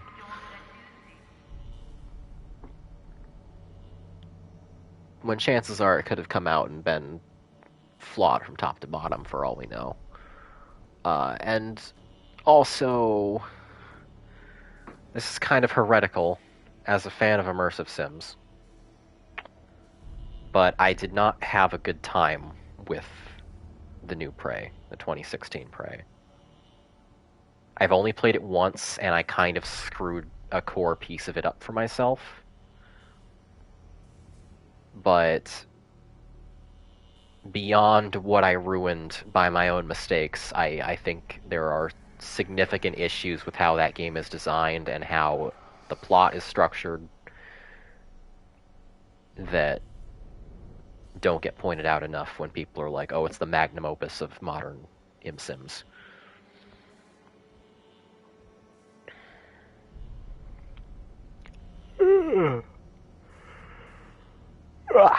I should replay it sometime, but there's just never any time to replay games, you know? There's too much coming out. My backlog is too big. I can't justify. I can fucking barely justify streaming today instead of making progress in the Elden Ring DLC. There's too much. There's a lot of things that I want to get done. Starburster says, Becca, have you played I, the Somnium Files? Is it good? I, the Somnium Files is fucking incredible. It may be my favorite thing that Uchikoshi has ever done. It's clearly a budget title. Don't go in expecting the same like grandiose scale as something like 999 or Virtue's Last Reward, but it's really, really good. I really enjoy it. $8 right now, so I might try it. Oh, it's absolutely worth $8. If you have any previous love for Uchikoshi's work, this is everything good about his character writing in a much more straightforward and less up its own ass than Zero Time Dilemma plot. Having said that, there's also the sequel to the Somnium Files. And I don't like the sequel. You don't need to play the sequel. You can if you want. If you're curious. Man, do I not like the sequel. Never played or seen 999 A Zero Time Dilemma.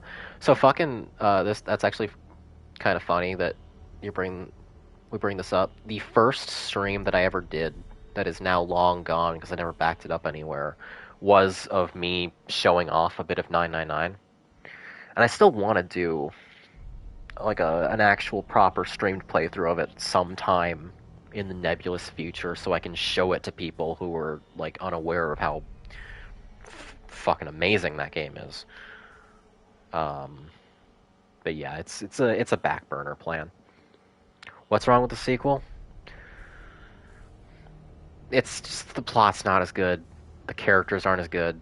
The old characters don't get enough to do. The new characters mostly suck. There's a twist I won't go into the nature of,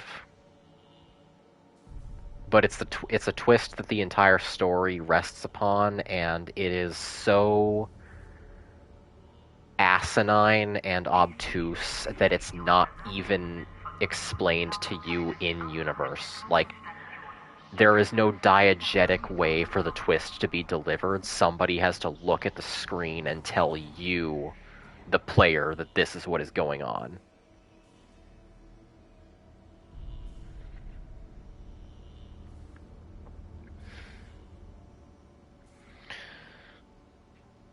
Also, both Somnium Files and Somnium Files 2 revolve around a song and use that song for great effect. And the song in the first one is great, and the song in the second one is god-awful, and largely revolves around the terrible, terrible, terrible, terrible, terrible, terrible, terrible romance between two new characters. My very first introduction to VNs was through VLR, and I was thinking it helps spread my love for meta-narrative and other games. VLR is very underrated. That is Virtue's Last Reward, the sequel to 999. People tend to dump on it because it's a very open-ended plot, and for the longest time it went unresolved, and then it got resolved in Zero Time Dilemma, and Zero Time Dilemma is ass. I love VLR. I think that is easily the best of the trilogy. There's some shit that Virtue's Last Reward does with that root system that I have never seen another game even try to do before or since.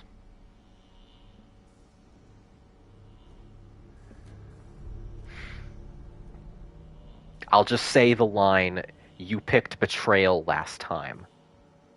And if you know, you know.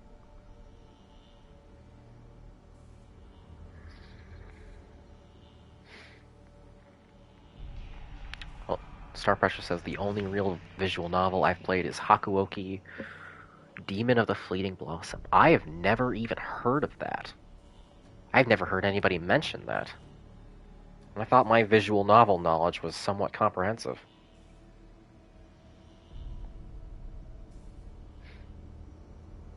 Bye, Lieutenant. Thanks for stopping in on the stream. Yeah, I'm gonna ramble for just a little bit more and then head out myself. Hope you enjoy this first session of Dead Space, for as sluggish as it may have been. Next time I will hopefully get to parts that I have not seen before. And I'm also going to play DMC5. You know, interspersed in here and there.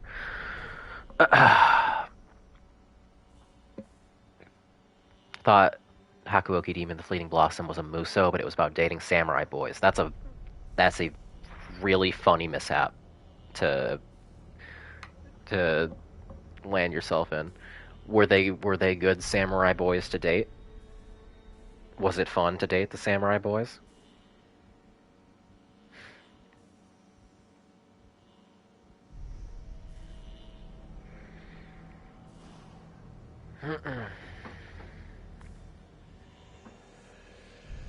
I beat it, so maybe. But if you beat it, a testament to its quality. God, I love visual novels.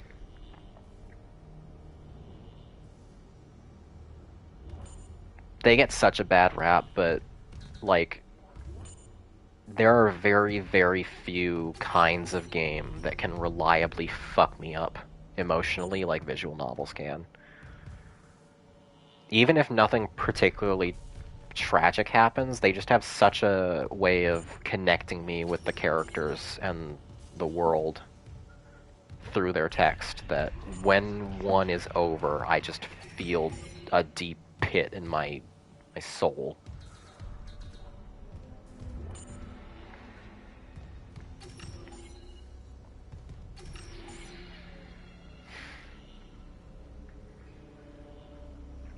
Play Heart of the Woods. That's the last one I played. It's good. I'm between VNs right now, but there's a couple I've been meaning to start. If Slay the Princess doesn't count.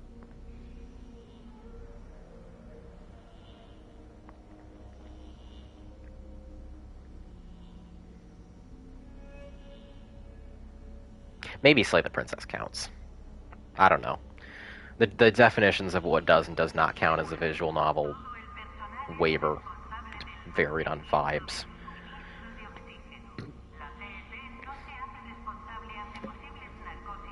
Yeah, it's a very muddy definition. Like, I am somebody who says that Danganronpa counts as a visual novel, but it has free roaming segments and active time puzzles during the trials, so a lot of people say, no, it doesn't count. But then they point to something like Ace Attorney, which has nearly everything that Danganronpa has, and nobody calls that not a VN. The only difference with Danganronpa is that there is a 3D space you can run around in between all of the visual novel interactions, which are the entire interaction of the game. Oh yeah, good point. Slay the Princess is a Ren'Py game. That's, by definition, it's a visual novel then. God, I need to get back to Slay the Princess.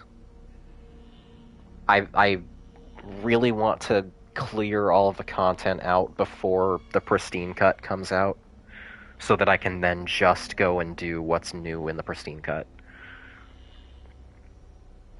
But that's easier said than done when I'm also trying to play fucking Elden Ring, and FF14, and FGO, and Arknights, and a million other games. Hi-Fi Rush, Dredge, Talos Principle 2, etc., etc., etc. Need to dab, we need to, bleh, let me try that again. Need to nab, we know the devil, and heaven will be mine at some point. I hear very good things about Heaven Will Be Mine. I bought it on Steam, not realizing it was not Mac compatible.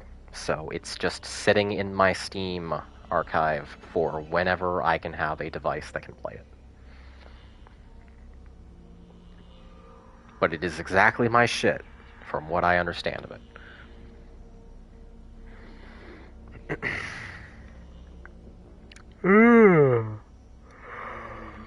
Alright.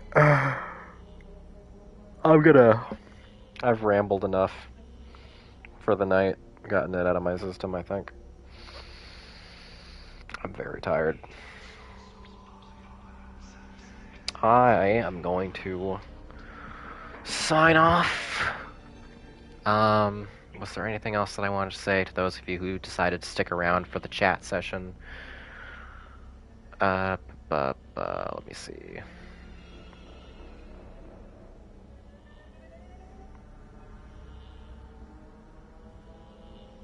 I don't think so.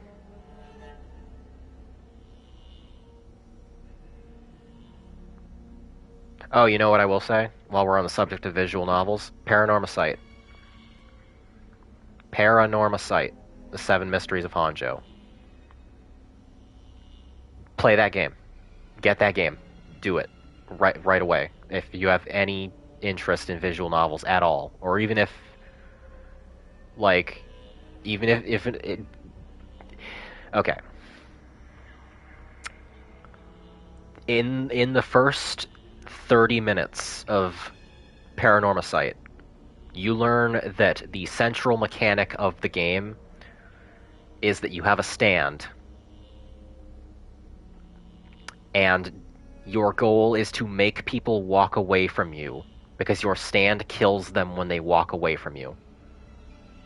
And you have to just trigger that while talking to people in visual novel segments, and also some of them are enemy stand users, and you have to decipher what their stands are.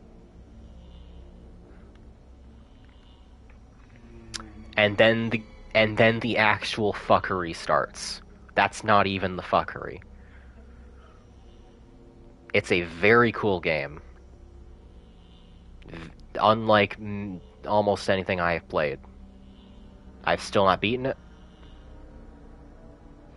but I highly recommend it if I'm going to recommend any visual novel type thing coming out of this.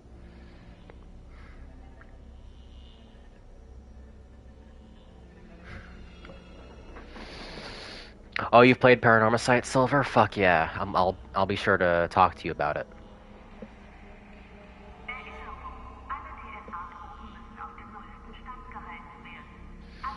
Yeah, it's an insanely cool game. There's nothing else I can say about it without giving parts of it away.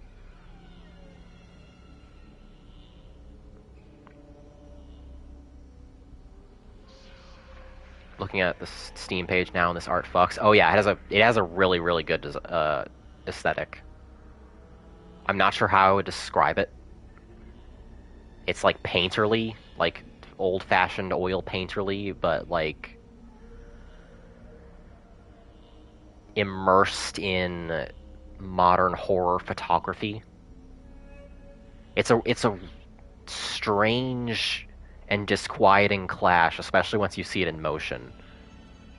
And I enjoy it quite a bit.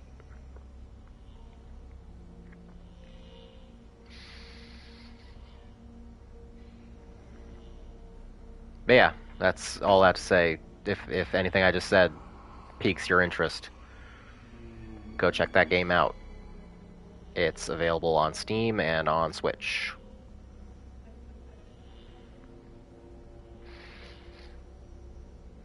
And I really need to play more of it, but Elden Ring.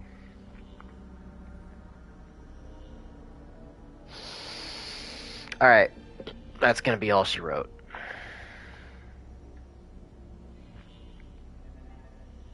I am tired, and I'm hungry. This has been a fun stream.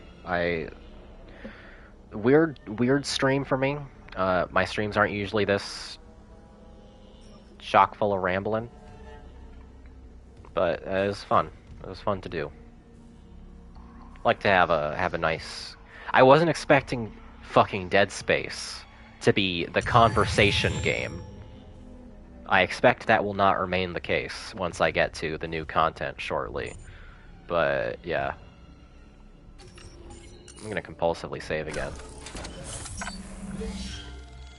Becca, it's been 3 days. What do you mean you haven't beaten the Elden Ring DLC? I just beat the Lion the other day.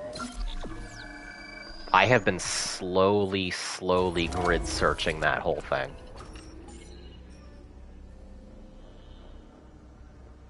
Which is good, because it means I'm less likely to miss things, but also bad, because with every passing day, my chance of being spoiled on what the final boss is grows.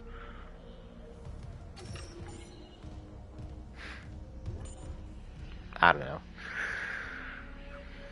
I'll get through it. I have no idea what the lion is. I stopped at Dragon Temple, lol. I have no idea what the Dragon Temple is. We may have gone in completely opposite directions. Oh, in the base game? Oh. Oh, you stopped early. That's very early.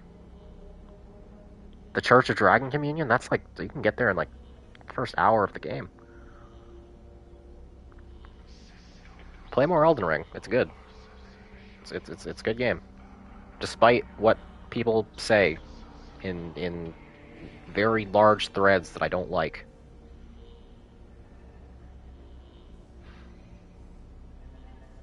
Played 75 hours. I'm done. Wait, you played 75 hours, but you stopped in the Church of Dragon Communion? Or do you mean Crumbling Farum Azula? After, oh yeah, okay, Farum Azula. Wait, you stopped in the second last portion of the game? Was it because of Godskin Duo? Be honest. I'm gonna sign off right after I find out whether it was because of Godskin Duo. I need to know. It's important. Yes. Dude. Get Rivers of Blood. Upgrade it a bit. You will never struggle with Godskin Duo again. I beat Godskin Duo in 1 with Rivers of Blood. And I'm not even saying that to gas myself up. Y'all are longtime viewers now. You know what kinds of bosses my brain actually jives with and what it does not. And Godskin Duo very much does not. But they are so trivial to trivialize. And actually, the other boss, like that people have problems with in the base game, Melania, is now a fixed fight. Because there is a tier in the DLC that allows you to fucking parry Waterfowl Dance. And I plan on going back through the base game after I am done with the DLC, the part of the base game that I didn't do yet, and fighting Melania the way she was meant to be fought, and then fighting the final boss on horseback the way it was meant to be fought, which they just patched in, and actually having a good time in the endgame.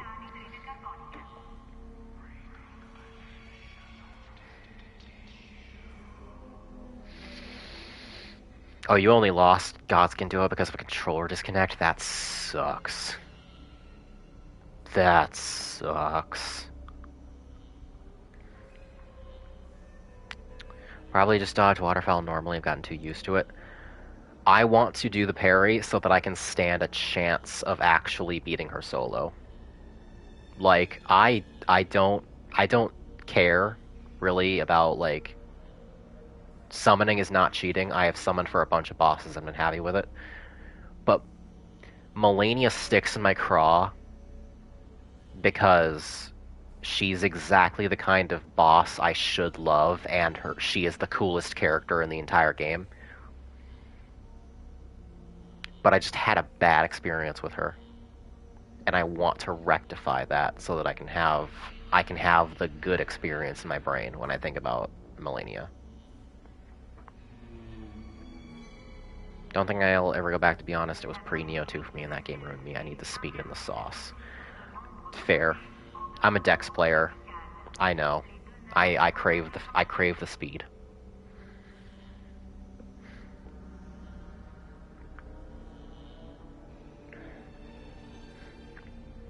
Neo 2 is so fucking good. Anyway, I cannot get sidetracked again. It's 12:50 here. I am tired, and I am hungry, so I'm gonna need a midnight snack so that I don't wake up in the middle of the goddamn night.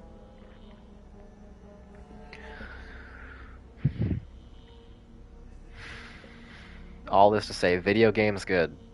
And thanks for watching me play video games.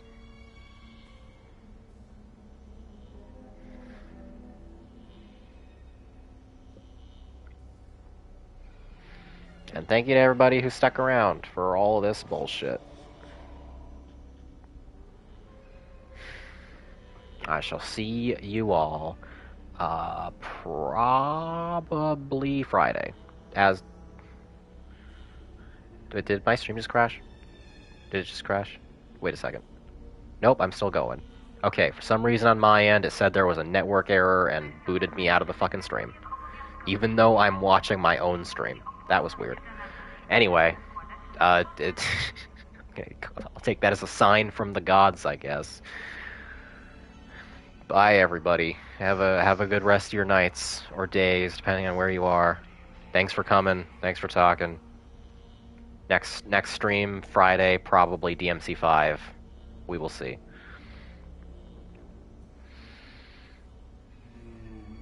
Bye-bye.